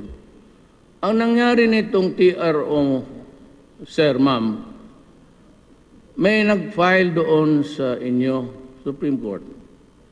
Tapos nag-issue kayo ng TRO 2 years ago. In the meantime, ang gobyerno nagbili ng medisina, itong subdermal, pati itong mga pills, worth 360. It was not really a reckless purchase. It was in preparation for the implementation of the law. Because hindi naman akalain na mag-TRO, and it has been 2 years. The medicines will expire next month. I told Obial, the health secretary, to find out if there is a nation which would allow it, and i-donate na lang rather than go to waste. Yan ho ang nangyari. I do not blame you. You might have been very busy or something. Wala, ako, I'm just, I am below you actually. Pero, sinasabi ko lang, may isa pa. Huwag na lang itong speech, walang kuha dyan. The bane, isa pa, itong the Congress and tayo sa gobyerno, including the judges and justice, should understand that by this time, yung lowest bid, yun ang nagpo-promote ng graft ang corruption sa ating bayan.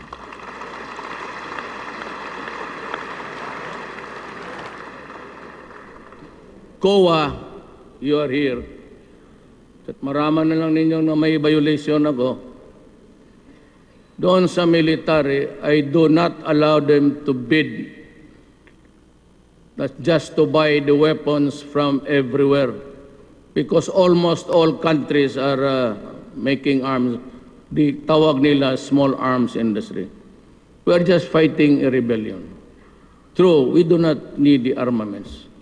But dyan sa Malawi, you have to hit hard because they are prepositioned inside building. And until now, we cannot proceed fast because there are 300 hostages. Sabi ko, do not assault.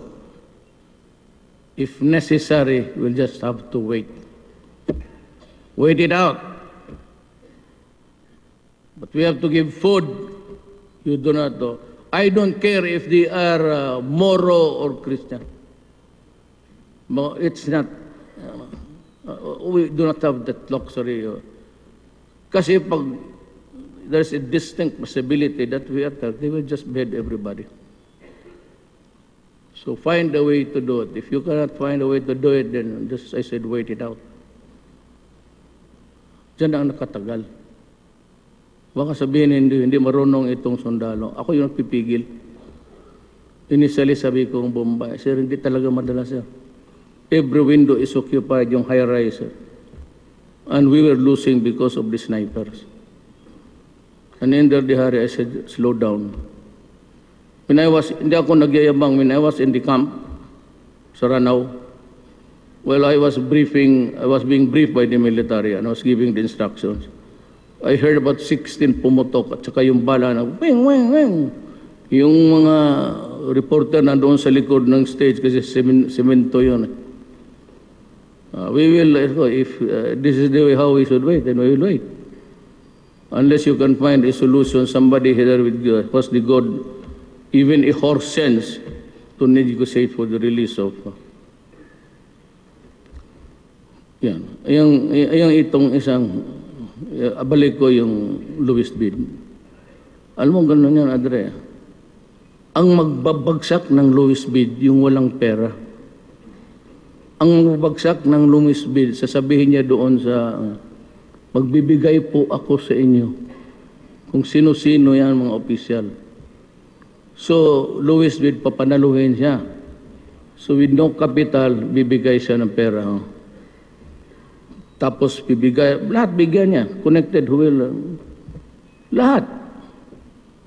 Pagkatapos yan, if it is 100 million project, he has to pay so many guys. Ang naiwan niya 100, out of the 140 million na lang. So that is the cost of the project. So when I was campaigning for the presidency, I was all over the Philippines. My God, I could see the appropriation. Pero ang airport nila, 3 meters long. So ginawa na lang basketball court.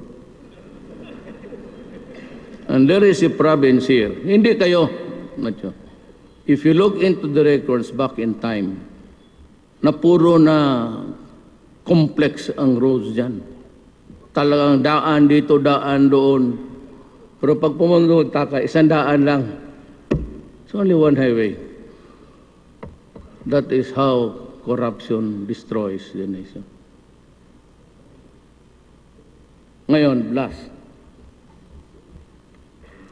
I have to say this. Kailangan ko, sir, sabihin, sir. I was elected June 31st. Nag-oath ako. So, July, nagpunta na ako sa AFP Medical Center. Nakwento ko na ba ito sa ito? Hindi pa. Tapos sabi ko, quite familiar kasi I signed a lot of, nung mayor ko. Sabi ko, may MR ba kayo? Sabi niya, wala, sir. Sabi ko, may state-of-the-art ba kayo na x-ray? Sabi niya, wala, sir. Sabi ko, may hyperbaric ba kayo? That's the chamber where you are placed inside. If you suffer events, you are nagdi-deep dive ka. But it is also high pressure that can arrest gangrene, especially those who are extracted from the field of battle about 2 days na. Gangrene sets in, so they are placed there, and it can work miracles for a wounded soldier. So, in one upuan, in one setting, you did this, then I saw the building when I went inside, yung drainage nila bumabalik. So I said, I'm really surprised. Military men, why would you allow that kind of thing? The dirt is going back to the... How do you expect the sailors to, the soldiers to get well? Tapos, that's the only building. The oldest. I said, okay, you rehabilitate it. I'll give you a new one in the meantime. But last month, I went to the back of my office, doon sa barracks ng Presidential Guards. So they were groundbreaking for the hospitals of the soldiers. And I asked the soldiers who were there also from Viluna, are you now using the equipments? Alam mo ang sinagot sa akin, sir.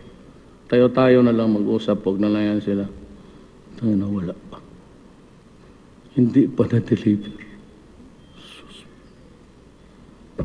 Nabi ko, if this is the way how you treat our soldiers, and they are dying now, and that machine was ordered a year ago, then a cordita, a mutiny, is not a surprise to me.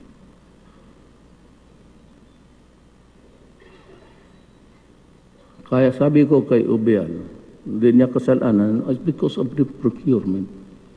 Pero ganun kahaman. Secretary Villar here, Ubial rather. Are you here, Secretary? Change the procedure because I will change you.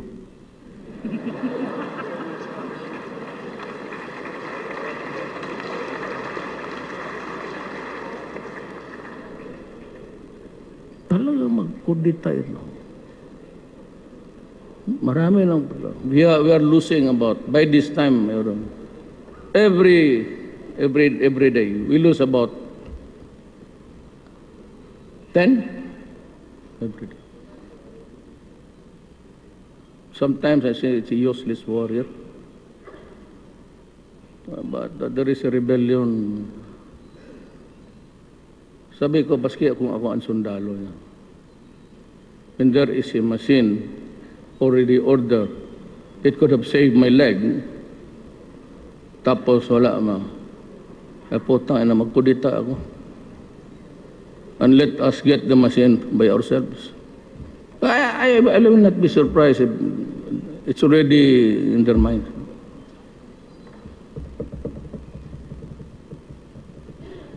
I'd only be too willing to step down. But as a long-term solution, I urge Congress to thoroughly review the existing procurement laws and come up with legislation that will ensure prompt delivery of goods and services to the people, especially medicines and hospital equipments.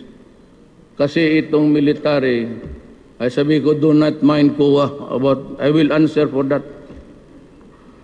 Since COA is here, I limited to 3 places where the military can buy the equipments. Because I'm sure that they will work and they can kill the enemies and make even our forces stronger or in parity with what they have on the other side. Itong armas, sabi ko, huwag mong sundin yan. I will explain to COA why. Huwag mo akong pababilihin dyan sa mga lugar ng South America, lahat dyan sa Mid-European, Eastern European countries are also, there are good ones, but I limited them to especially equipments in listening. Kasi kung magbili ka doon sa iba, nakikinig rin sila, sabay na kayo. 3 na kayo nagkaka-communicate. Tawag sa Bisaya, brain. Our laws should support and not impede national development in a speedy and sustainable manner. In our bid to accelerate human capital development, we seek ensure lifelong opportunities by enhancing quality of and access to education training programs. We have sustained investments in higher education and committed to the full implementation of the K-12 Basic Foundation Program. We have widened the reach of skills training and increased the number of out-of-school children and youth who have availed of the alternative learning system. To ensure that Filipinos are given equitable access to quality and affordable health services, we expanded health insurance coverage and benefits. The destitute and the indigent, or those who just could not afford hospitalization, can now be provided with free services of government-operated and public hospitals as well. We have strengthened the implementation of the no-balance billing policy. Mga Pilipino na kikinig sa akin ngayon, kapag pa-hospital kayo, ako ang magbayad. Total, hindi man nila ako mademanda. Pasok lang kayo doon, occupy the hospital. Sabihin mo lang, totoo. Pasok kayo ng hospital, sabihin ninyo na sabi ni Mayor Duterte, pagamot daw kami, siya daw ang bahala magbayad. Marami tayong tresurero dito, ilaw. Wag na yan, yung iba naman, taas na.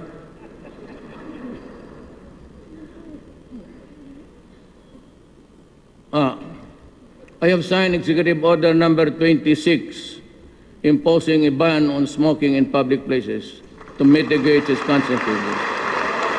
We want to minimize access to tobacco products and provide a more supportive environment for those who are attempting to quit tobacco use. Alam mo bakit? Tanamaan ako ng, di ba ito, I've been very frank with you. I have a Barrett and I have a Berger's disease caused by smoking. So, ang problema niyan, in a survey in the Philippines all over the world, why is it that the women workforce in an office and the men have acquired in equal, almost in parity in numbers, sick of cancer? It was found out because the poor girl has also to inhale your smoke. Kaya pinahan ko sa Davao. In Davao, you cannot see a person there walking with a cigarette. Foreigners, they can argue with you, say that this is my money, not your money. But then, okay, eat your money. All I will shoot your balls at. Investing in the health sector is never a cost to be endured, but an opportunity to be explored. If we have to embrace the vision of a prosperous Philippines, we have to start putting value to our people's well-being, because the success of every Filipino's pursuit in life, liberty, and happiness directly mirrors the fulfillment of our aspiration as a Filipino. I would like to reiterate my personal and this administration commitment to fully implement the Magna Carta of Women to the barangay level. Tapos na to. To this effect, extended government units institutionalizing gender and development program services. We are targeting to increase government spending on infrastructure from 5% of the GDP in 2017 to 7% of the GDP by 2022, amounting to a total of 8 to 9 trillion pesos, or 160 to 180 billion dollars. Infrastructure projects, we will make a few years the golden age of infrastructure in the Philippines to enhance our mobility and connectivity, and thereby spur development growth on equitable in the country. In other words, we are going to build and build. To improve our sea connectivity, we launched 15 brand new RoRo vessels to ply major nautical routes all over the country. We also opened a ASEAN RoRo shipping route connecting the ports of Davao and General Santos, Philippines to Bitong, Indonesia. To address the congestion of our seaports, we modernized the ports of Iloilo, General Santos, and Cagayan de Oro, and Zamboanga. We shall complete strategic road and bridge projects, and some of the road sections shall be widened and improved to address the worsening traffic. Alam mo, si Ma'am Grace, you are pushing for, when I became president, EDSA was already horrendous, as it was a horror of the other administrations. Now, I brought in Tugade because Tugade is, to me, a bright boy. He's a billionaire. He was my classmate. Ewan ko, nandito siya. He was a valedictorian in the law class. Talagang husay. But we needed money, and we tried to get your help to raise money. Ayaw naman ibigay. Hanggang ngayon, andiyan pa yung EDSA. Okay lang. At least gumanda lahat. Mag-iwan naman tayo ng pangit. We will not make it all smooth in the Philippines. We leave a little alley known as EDSA as the road to perdition. But anyway, since I could not get any funding, I traveled to China and make friends with them. And the ambassador is Ambassador Zhao. Thank you for the help. And as a matter of fact, they're willing said, if your Congress has no money, we will give you the money. And China has committed to build 2 bridges to span Pasig River free of charge, so that you will be comfortable in crossing Pasig. Anyway, all these strategic road and transport projects shall go to naught if we cannot free our streets, which continue to be obstructed by illegally parked vehicles. Young EDSA na yan, traffic obstructions and undisciplined drivers who stop in the middle of the road and unsanctioned barriers in some areas. I am directing the MMDA and the LGUs of Metro Manila, as well as the LGUs of Metro Manila, Metro Cebu, and all other regional centers to ensure the flow of traffic and immediately clear our roads and thoroughfares of all unnecessary obstruction, including vehicles parked on the streets barriers. Sanctioned by government and penalize all traffic obstructions regardless of stature. Well, sometimes hindi mo mano dyan because the police, it's a cabinet member. Pero me, I have not authorized my cabinet member to utilize the low plate. So, it's not for us to. You just use an ordinary plate. Para walang masabi yung tao. And I do not want you parking there when there's no parking. Please, we move. Airports, we are building new airports. We might get some money also from China, and we'll have new airports in the coming days. We are now accelerating the implementation of the communications, navigation, surveillance, and air traffic management system projects, which will result in the on-time arrivals and departures, better manage air traffic, reduce flight operational costs, and safer and more convenient travel experience. Revenues are the lifeblood of government, which enables us to provide for the people's needs. Last May 31st, 2017, we achieved the first steps towards more equitable taxes to fund better services for the people. I commend the House of Representatives for heeding my urgent certification to the tax reform by passing the first of the 5 packages of the Comprehensive Tax Reform Program with an overwhelming 246 votes, representing almost 9% of the Filipino people. The fate of the tax reform is now in the hands of the Senate. Ano bang gusto ninyong gawin? Magluhod ako niyan? Well, really, I leave it up to you. We're all Filipinos. If you think that's a waste, fine. If you think it's not good, it's okay with me. I can survive. Next. I call on the Senate to support my tax reform in full and to pass it without haste. Ayaw mo nagpakpak. Wala, pati si ano, wala. They are not clapping, so maybe si Angara ayaw rin mag-clap. Bantay ka lang sa eleksyon, tignan mo. These reforms are designed to be pro-poor, especially when the people understand how the revenues will be spent. The passage of the tax reform law is needed to fund the proposed 2018 budget, which I am submitting here and today. The poor and the vulnerable are at the heart of my tax reform. Your support will ensure that the benefits of the tax reform can be felt immediately by them. In the meantime, the Department of Finance and the Bureau of Internal Revenue are strengthening and running after tax evaders.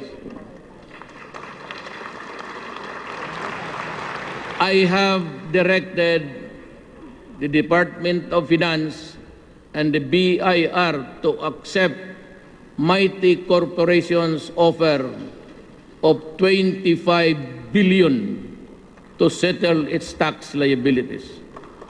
After the settlement, Mighty will no longer engage in tobacco business. This will be the biggest tax settlement on record. It will produce a windfall for government, which is significant since we have to face the unexpected costs of rebuilding Malawi and Ormoc. The acceptance of the tax settlement offer does not preclude other criminal charges against the company that the BIR may decide to file. A settlement will allow government to avoid a long battle that, as we saw in the previous years, could take years to resolve. Let this be a lesson to others. This administration will spare no one found cheating the government of its due. We view information and communications technology, or ICT, as an effective medium to implement positive and meaningful changes in our society. To this end, my cabinet approved the National Broadband Plan of 2017 to begin the work to bringing affordable internet access to every community and improving broadband connectivity in the country. We have installed free Wi-Fi internet in almost 400 public places around the country. We hope that the public will use to access important information and services. The National Government Portal, which we launched recently, will allow faster and easier delivery of public services and reduce the number of visits of the public for government transactions. The Digital Terrestrial Television Broadcasting Migration Plan has also been launched. The switch to digital from analog transmission will not only give a better TV viewing experience, but also provide effective, reliable information to Filipinos in times of calamities. The government-owned Salam Digital TV, the first Muslim TV in the Philippines, is now already on test broadcasting. There are some of the things that we have done for the past 12 months. A more detailed narrative contained in my report to the people will be released soon. Whether or not my first year of administration was a year of gains or a year of setbacks is not for me to say, but for the people to judge. I defer to the people's judgment. My fellow citizens, much remains to be done. Corruption persists like a fishbone stuck in the throat. It pains and it is disconcerting. We need to pry corruption from government corpus, which is deeply embedded. And we also need to put an end to squabbles and bickerings within agencies focused fully on speedy provisions of quality public service to our people. Believe me, it is easier to build from scratch than to dismantle the rotten and rebuild upon its rubbles. Nevertheless, let us work together and lay a new foundation upon which a better Philippines can be reconstructed. Help me build a better tomorrow. Let me end. Gusto niyo? Uwi na tayo? O gusto niyo yung kwento? Marami pa yung kwento sa inyo. Let me end by wishing everyone in the language of the old. May God keep us forever sheltered in the hollow of His hand. Salamat.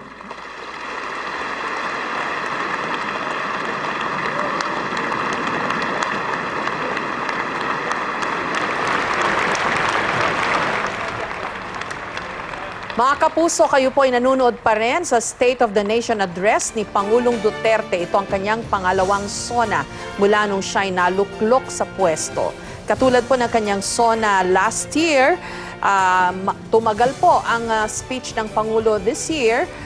Last year, 1 hour 32 minutes. Ngayon po ay 2 hours ang itinagal ng kanyang talumpati. At katulad po ng dati, hindi po siya hindi lang po niya binasa yung kanyang script. Marami rin po siyang adlib at meron pa ring mura. Hindi na iwasan yung mura. Arnold? Reaction agad tayo sa ating mga kasama nakinig na mga political analysts dito. Unahin natin si Professor Morales. Ma'am, anong... To be honest, hindi ko sigurado kung narinig ko lahat. Kasi there were times that medyo, kita mo, nagbago yung kanyang tone. Pag natural, no? Pag hindi script. Alam mo kung ano yung binabasa niya Pag wala siya sa speech. Yeah, but nonetheless, there were parts that our citizens wanted to hear. Napansin niyo na kung lumalabas siya sa script, nagiging passionate siya. Tapos biglang magiging, okay, so-so and perfunctory. But there were certain things we wanted to hear. Yung sa West Philippine Sea, gusto nating marinig. Sinabi niya pag-uusapan daw at a later time. May sinasabi po siya, for the year The budget. 2018. Respectfully submitted.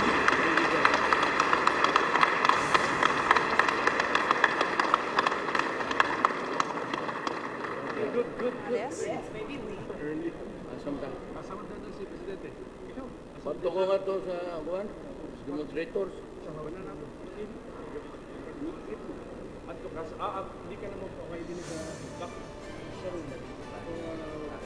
Punta ako doon sa mga bugiro na Nakita po natin kanina lang na isinumite ni Pangulong Duterte ang budget sa Kongreso, no? Formally, itinurn over niya yung budget na kailangan ng gobyerno sa Congress at kailangan aprubahan yun ng ating Kongreso. 3 trillion yata ngayon yung proposed national budget. Para hindi umabot na i-adapt natin yung 2016 budget, may panahon pa. Okay. You were saying, Professor Morales, Yes, there were pong tingin certain niyo things sa na SONA? gusto pa rin nating marinig, no?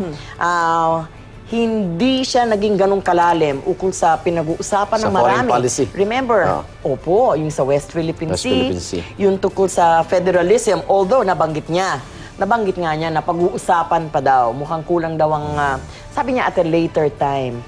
Wala rin siya masyadong sinabi ukol dun sa pinag-uusapan ng maraming EJK na hanggang ngayon ay pinag-uusapan pa din. Although may sinabi siya Yung first part, yung medyo sinasagot niya yung kritiko niya. Yes, that's right. Bakit daw tayo ang tinitignan na meron pa naman daw dapat ibang mga taong tinitignan?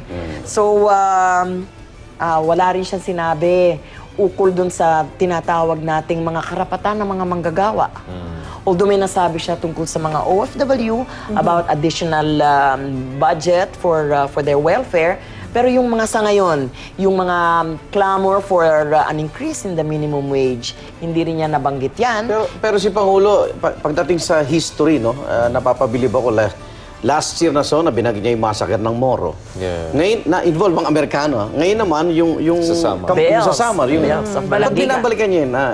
State of the Nation address to. Marami siyang hugot. Anong nakikita mong relasyon mo, nun? nung una, medyo kalmado lang siya, medyo slow yung start, stick to the script.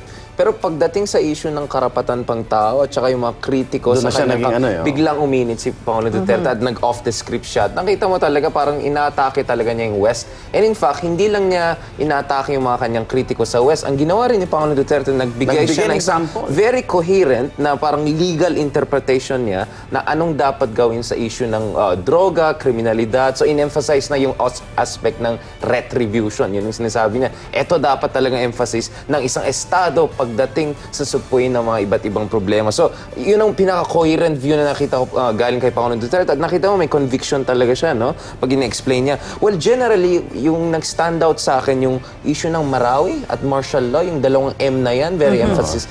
Parang pabalik-balik siya dun eh. Nasa una, nasa gitna, nasa dulo. Dahil sa mga sundalo. Yeah, exactly. So, yung issue ng mga sundalo, at saka yung kanyang suporta, na unconditional support sa kanya. Na yung bubusan lang niya yung pondo doon, ano? So dati mas focus na yung mga PNP dahil sa mga kampanya laban sa pinagbawal ng droga. Ngayon mas narinig ko yung AFP eh. very focused sa AFP yung sinasabi niya. At the same time, iba rin yung tono niya pagdating sa issue ng peace and security. Kasi last year, more reaching out siya sa mga komunista, more reaching out siya sa rebels. Ngayon talaga, parang Pero ito, agresibo declaration of war talaga Hindi sa ko mga alam yung Doon rin siya Nagminura niya pa halos si, Nagmura, si that's right. Joe yung Masison, revelation no? niya sa sakit ni Joe Masison, meron ba yung mensahe siya para sa mga ground troops na yung leader niyo may sakit na Yeah, doon? siguro ang in-imply niya dyan, parang walang control, walang yung chain of command, hindi klaro sa NP kasi yung boss, no, may sakit, sa baba parang hindi sila nakikinig. Saka ayaw ng gastusan so medyo ng ano. umiba yung tone, habang at the same time, pinag-usapan niya very shortly, no, yung revised Bangsamoro Basic Law, pero gusto ko sana marinig kung para sa kanya, dapat priority bill ito or hindi. Kasi mahalaga yan. At the same time, in fairness kay Pangulong Duterte, I think yung pinaka-standout sa kanyang speech ay yung emphasis niya doon sa mga serbisyo ng gobyerno. Dapat yung pagbigay ng mga serbisyo ay mas epektibo, no? So marami siyang pinag-usapan dyan doon pagdating sa bidding procedures, acquisition procedures, even mga Empleyado hospital lang daw sa sila. loob, yung corruption. So makikita mo, balik pa rin siya doon sa mayor style niya, no? Basic services, dito po tayo iba, epektibo po tayo. Maganda rin yung mga sinabi niya. Marami mahaba yung sinabi niya ukol sa climate change. Yes, At ayun saka pa. yung Sinabi disaster, ni- paano tayo magre-react. In fact, dito niya in-announce na siguro, kailangan magkaroon ng isang opisina para ma-integrate lahat ng mga services in response to disasters at kung ano man ang magiging epekto ng climate change. Yung mga minahan, ano? At yes, About pinagtugma niya. environment, Yes. Yung mga tailings nga, meron pa siyang kwento about the walwal, which was very, very heartrending. Mabigat yung warning niya sa Yes. mga minahan na kung hindi nyo linisin yung inyong mga basura o yung Oo. inyong paninira ng environment, I will collect higher taxes from you. Naintriga din ako dun sa mga Kasi binitawan niya. binabanggit niya yung mga iba't ibang issue ng kalikasan.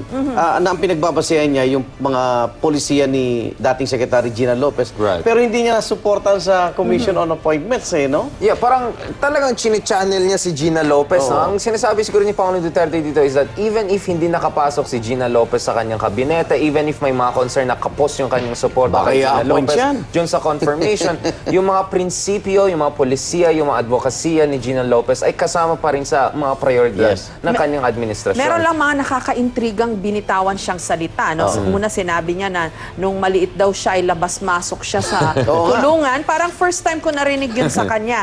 At sinabi rin niya, Symbolism. I don't think I will Baka even bumibisita survive siya. the 5 years. Medyo, Oo nga, kasi alam mo, laging subject to speculation yung kalusugan ni Pangulong Duterte. And he himself said that today, na I don't think I will even survive the 5 years. Hindi natin malaman kung seryoso siya doon o isa lang sa mga madalas siyang binibitawang mga joke. Pero or, yun na, just binanggit mo. Pero ang mga, usually, natanggap ko mga text dito from parents, no? Paano ipapaliwanag yung... Alam mo, nagpipigil siya magmura, pero may mga kanina part na medyo, nagmura siya. Pangalawa, yung mga illicit affairs with fellow politicians, paano ipapaliwanag doon? Kasi kasama lang nanonood yung mga bata, eh. Correct. Yun yung medyo, nagpapalakpakan. So, Parang ginawang tanggap norm. na ba yun? That's right. At may konting moral sexist issue dun, comments din siya. Yung mga dapat sexy yung babae.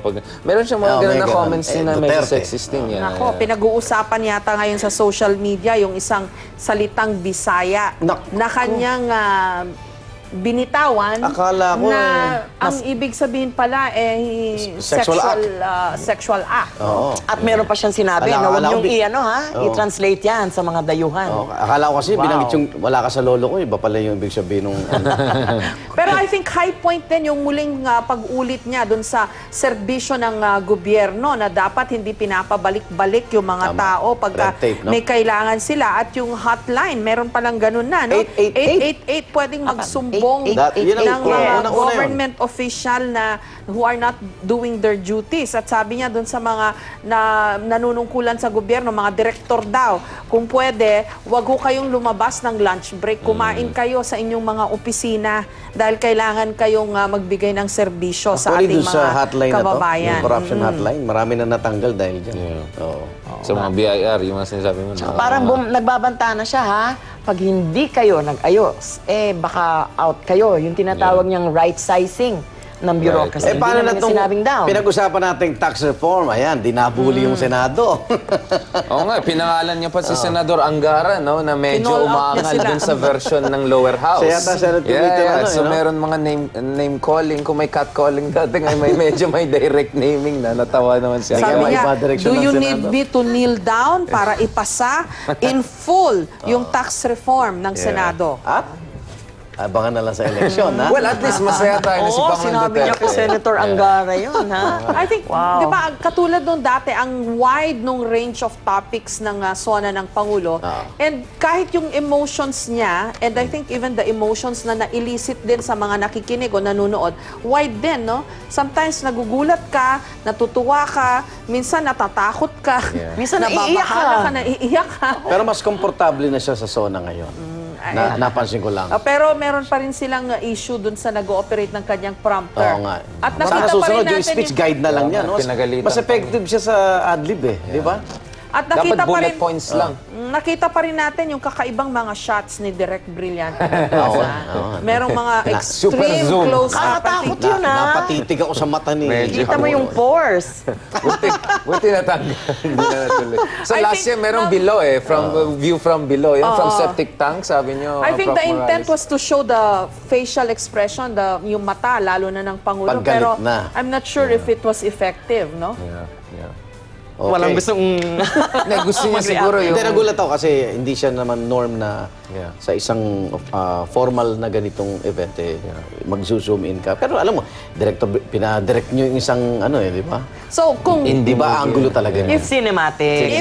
If we may ask you, Professor Morales and Ayan.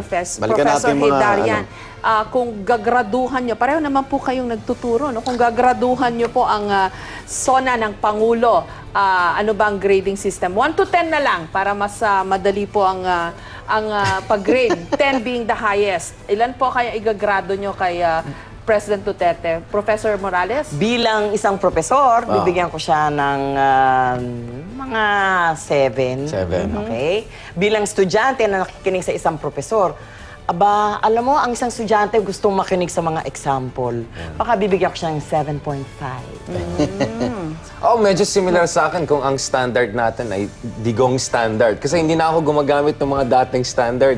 Revolutionary kasi yung style niya pagdating sa rhetoric, no? At makita mo pagdating sa audience impact, malakas talaga si Pangulong Duterte. So, Alam niya kilitiin, no? Oo, talaga alam niya. Kasi nakita natin nung scripted yung speech niya, walang Boring, nakikinig. eh. Pati siya, board na board siya, parang binibilisan lang niya eh. Pero biglang nung naging emotional, may conviction siya, doon mo nakita may audience reaction So what's talaga. your grade? Alam niya sinasabi. For me, by Duterte standards, I think that was an 8 out of 10. By normal standards, medyo mahirap. Kasi hindi siya sumusunod. Ang dami kong notes dito, nahirapan ako ng konti. Kasi nung una, medyo coherent. Tumalon-talon din no? Medyo coherent, pero yung medyo coherence na bumaba. Pero pag tignan mo yung overall effect, mukhang okay naman. Pasado naman sa akin yun. Doon siya para sa kilala. akin. Yeah. Doon siya kilala. Actually, mas gusto ko tong year na to kaysa last year, to be honest. Yung last year kasi di pa ako sanay eh. At I thought na mag-adjust siya. Kasi di ba nagpangako siya na I'll be different because I represent the dignity of the state. Pero hindi niya ginawa. Pero this year, no surprise. Parang, actually surprised lang ako in the first like 30 minutes na parang napaka-subdued naman, napaka-mellow si Pangulong Duterte. Pero nung medyo nagwawala na siya, sabi ko, yun, the fire. Actually, abang Yung- nakikinig ako, sinasala ko alin yung magiging parang sa future, joke o di-deny niya o iba ibig sabihin. Di ba? Kailan salain mo dahil inahaluan niya ng... Di ba sabi na may press conference pa siya After afterwards? nito, Yun nga inisip ko, tuloy Alin pa pa yun dun? eh. Oo. Yun nga, kung tuloy pa May dun. na-miss ba siyang topic? yung hindi niya binanggit na Ekonomiya. Hindi ko maano. Let's start with you, Professor Hidarian. meron siya Taxes, ekonomiya. for example, Yeah. that's fine. Oo. Meron siyang What did you trade. want to hear na hindi mo narinig this year? Hindi, I mean, in fairness, masaya ako na minention niya yung train. Kasi di ba parati sinasabi ni Pangulong Duterte, wala naman akong alam dyan sa ekonomiya. Dati nga sinasabi niya, tax package ni Jokno or Dominguez yan. So parang hindi niya inaangkin. Pero so natuwa- ngayon, inaangkin niya yung issue ng train. Para sa akin, as a foreign policy person, pero even if hindi ako foreign policy person, nabitin talaga ako sa West Philippine Sea. Kasi tuloy pa rin yung hidwaan dyan. Tuloy pa rin yung... Pero kung titignan mo, Professor, wala siyang gano'ng binanggit sa West Philippine Sea. Pero kita mo naman, lahat ng proyekto niya, binanggit niya ang China libre. Very positive yung kanyang Baka yun portrayal naman ang sa pwedeng, China. Yeah. pwedeng parang, sige, tulungan mo kami sa mga proyekto libre, pero hindi ako magsasalita tungkol sa West Philippine Sea. Well, kung makita mo yung mga survey, sinasabi ng mga taong bayan na concerned din sila ano nangyari sa West Philippine Sea. So, hindi parang either or. Dapat both. Dapat tuloy-tuloy yung economic engagement natin with China, yung usapan, yung dialogue. Pero dapat at the same time, dinidefend din natin yung ating karapatan. Kasi malaking pera ang pinag-usapan dyan. Billions and billions of dollars in terms of fisheries, oil and gas. Actually, later this year, I think after October, tuloy na po yung exploration yata ng Reed Bank, no? Mukhang tuloy pa rin yung kontrata. So, marami tayong malalaking issue. Pero mukhang yung Chinese ambassador, tuwan-tuwa siya eh. Kasi positive China, sa Siya naman kanya. nakangiti, ah. Tapos super negative sa US. Grabe, Yes. balik na naman tayo sa ancient period, yung mga kalokohan na ginawa ng US. Tapos, ba't yung mga ina-accuse niya sa mining sector, no? Sabi Pero- niya, mga American company din involved dyan. Doon sa mga estudyante, ba't mahirap ibalik yung bell na yon? Very emotional. Di ba parang sa atin... Yung, Balanggiga. balanggiga. Yung sa atin, ano yun simbolo ng Ating resistance. pagmamalupit ng western ano. Pero sa mga Amerikano, simbolo rin yun Ng kanilang Ng victory. ng victory nila. Kasi Paano maraming yun? nalaga sa kanila dun sa gera na yun Sa sa Samar. Balanggiga. It's the only, in fact, kung tama yung naaalala ko, it's the only battle in Philippine history na nanalo ang mga Pilipino over the Kasi 40 plus conquerors, to no? 20 plus yung 2-to-1 ratio yung victory natin sa Pero di kanila. ba may binigay na replika? Ay, hindi pa rin totoo, di ba? Ayun na yun ang- nga Japanese. Bakit nahihirapan silang isole? Nakita- Kung atin yun, Atin yun. atin Atin yun. yun. Pero narinig ninyo kung paano niya isinalaysay ang kasaysayan. Sinabi niya, bilang paghihiganti, kinuha nila yon. Ibig sabihin, nanalo na tayo, pero hindi sila magpapatalo. Hindi pa rin sila magpapatalo. Yun ang kinuha nila. Hindi nga sila nanalo dun.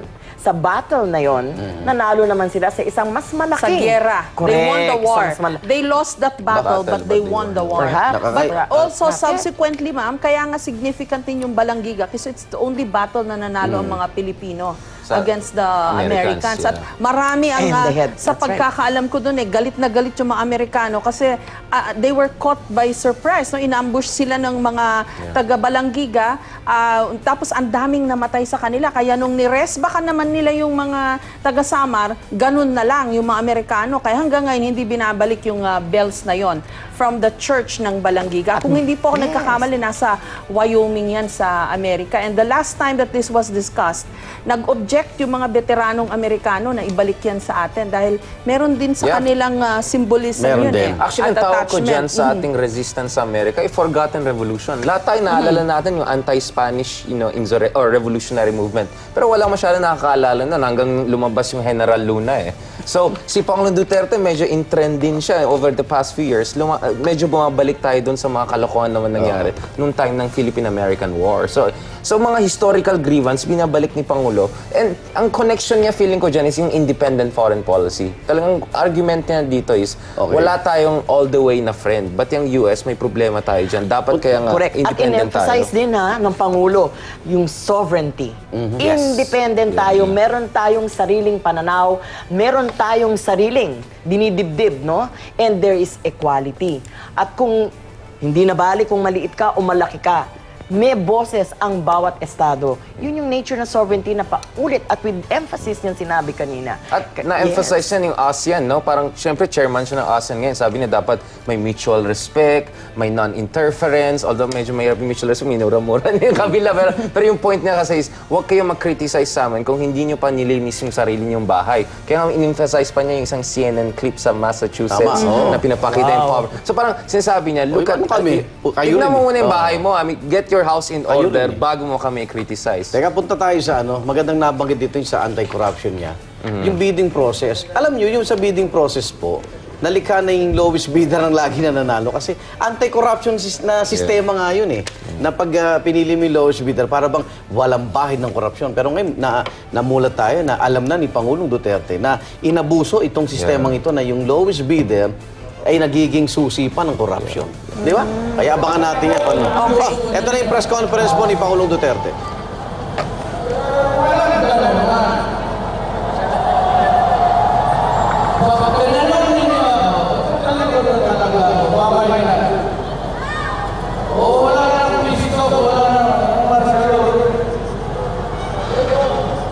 Usap tayo ulit. Sabihin nyo naman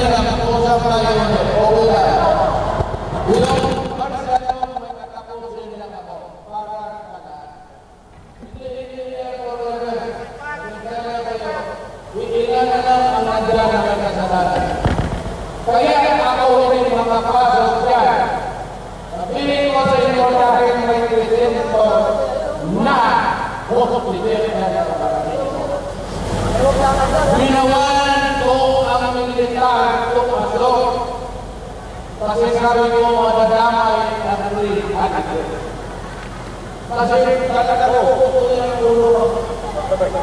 Pinaapak ang militar. Yan na ang pag-iwan ako sa mga hindi ang makakuha ng taon lang ako. I promise you, nananin po, tananan ninyo si Mariano kung anong ginagawa. Sino kayo, sabi ni Mariano, hayaan mo yung tingnan mo, sige, kagagawa yung mga pwede. Oh, makabayan lang yan. Tanungin mo na ninyo yung mga representante ninyo na nagsasabi. Okay? Wag mo na. Makabayan nakalagay eh. Hindi, ano yan? Yan yung Sa hindi pa rin inaasahan pong Anti-Duterte. pagkakataon, lumabas ang Pangulo mula sa batasang pambansa. Gaya ho ng sinasabi ko kanina, hindi ho ito inasahan, no? Lumabas bigla si Pangulong Duterte mula sa batasang pambansa para humarap sa isa sa mga rally na nandoon. Hindi lang po natin matiyak kung ito yung pro-administration rally o isa sa mga anti-administration rally na isinasagawa sa labas ng batasan. Ito, mukhang mukhang makabayan block to eh. Oo, makabayan. Kasi yung nasa likod na Oo, nakalagay, makabayan. makabayan at progresibo eh. So, kaya nga sinasabi niya kanina, mag-uusap tayo. So, tuloy pa rin yung dialogo, no? Sa pagitan ng gobyerno at saka yung mga makabayan block, NDF at saka mga CPP, NPA. So, I think, unprecedented yun, no? First time na lumabas yung presidente. Kanina, actually, nagsispekulate tayo, baka he'll do something different. And we said we were It's not not going to be impossible, surprised. exactly. So, yun na exactly yung ginawa niya. Reaching out talaga to the other side. Confronting them, engaging them. Engaging, mga love and hate, mga yin and yang yung kanyang dynamics. Considering na may mga tangan-tangan niya mga yan na mga naglalakihang effigy I know. at napakapula at at napakaitim ng kanilang mga rango to symbolize yung kanilang protesta at pagtuligsa sa administrasyon, no? Gutsy for him. Oh, kasi last year, pag nakita mo yung para kanyang protesta, humarap sa subdued. kanila. Subdued sila last year, no? More cooperative. This year, medyo bumalik sila sa standard na Pero remember, di ba, ang sinasabi nga, keep your friends close, but your enemies closer. So that eventually, they will... Ay, lumapit na nga sila dyan eh. Pakinggan nga natin konti kung ano yung sana maayos sinasabi yung niya. audio Makuha niya. natin yung gist. Oo. Nasa may speaker kasi yun.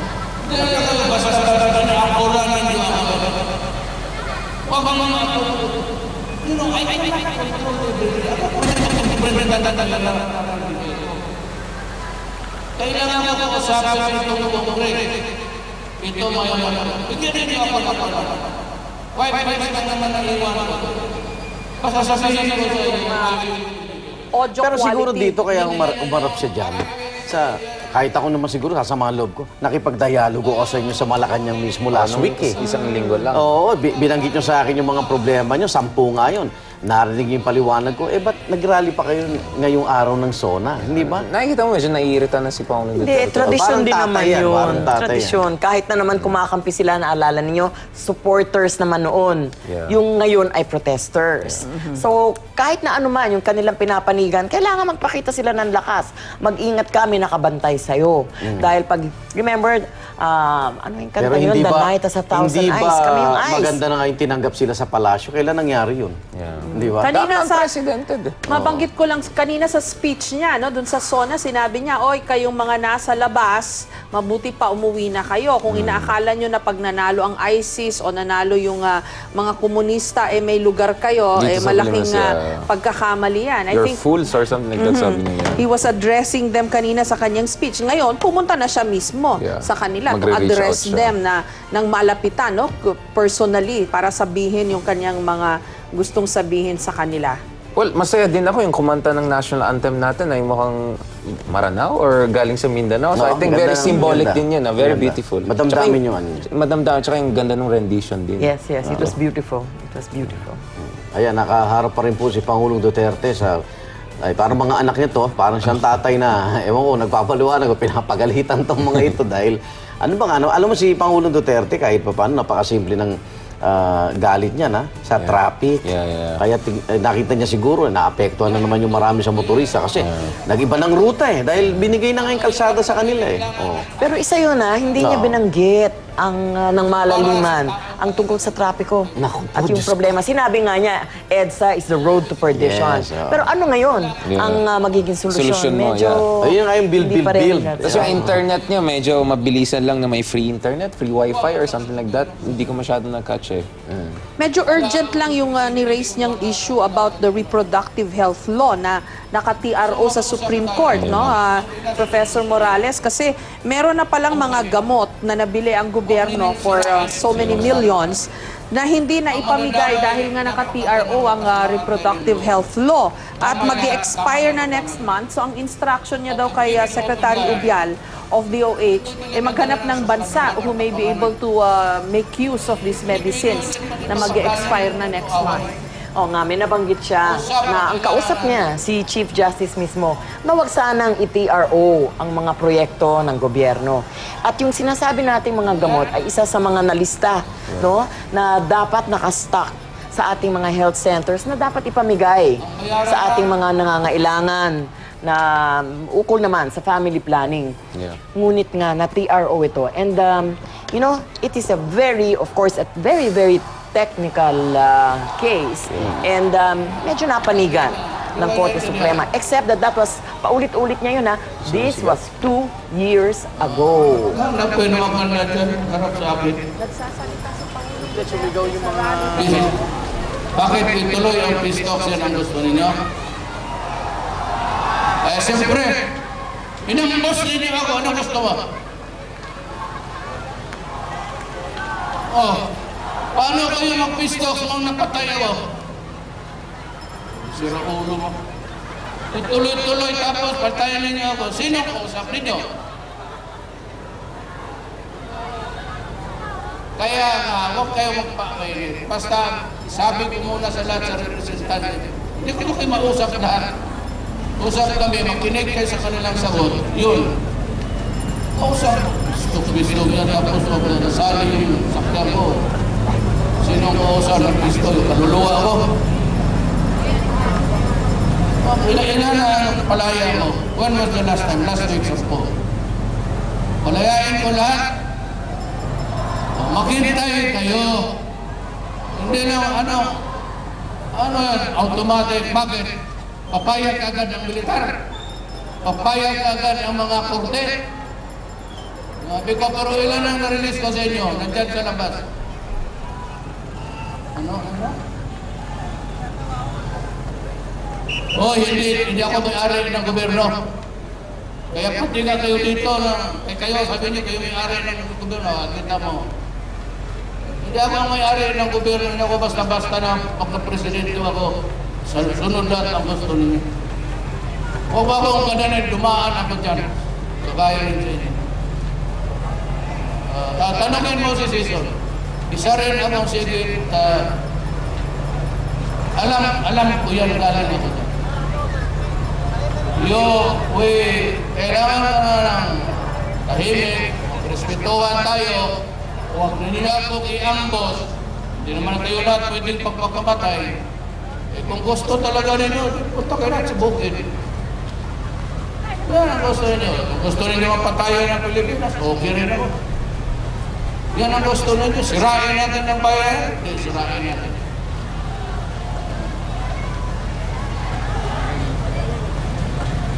Sabi siguro yung lumura sa akin. Hindi kita maintindihan, ano?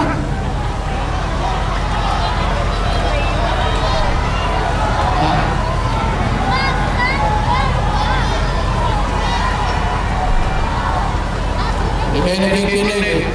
Sabi ko, yung sibilyo ng Peruang left yan. Yan ang gumagawa ng Indo. Hindi ninyo alam. Wala pa kayo sa panahon namin Yan ang hindi nyo alam. Gusto ninyo alamin nyo lahat. Mas marunong kayo kabilyo katak veterano yan doon. Kaya yung pinapakinggan mo sa kabila Ngayon ganito, magrespetuhan tayo o hindi. Okay ako sigaw-sigawan ninyo, baliwala natin yan. Ulitin ko ako. Pero kung yan ang gusto ninyo, wala akong problema. Ayaw ninyo mag-respeto, ambusin ninyo ako. So, tiis tayong lahat. Ay, pinapatay na kayo. Alam, sino may armas dyan? Sige na. Paputok na kayo. Walang armas. Sige na, saluhin ko, ibalik ko sa inyo mo. Alis na ako.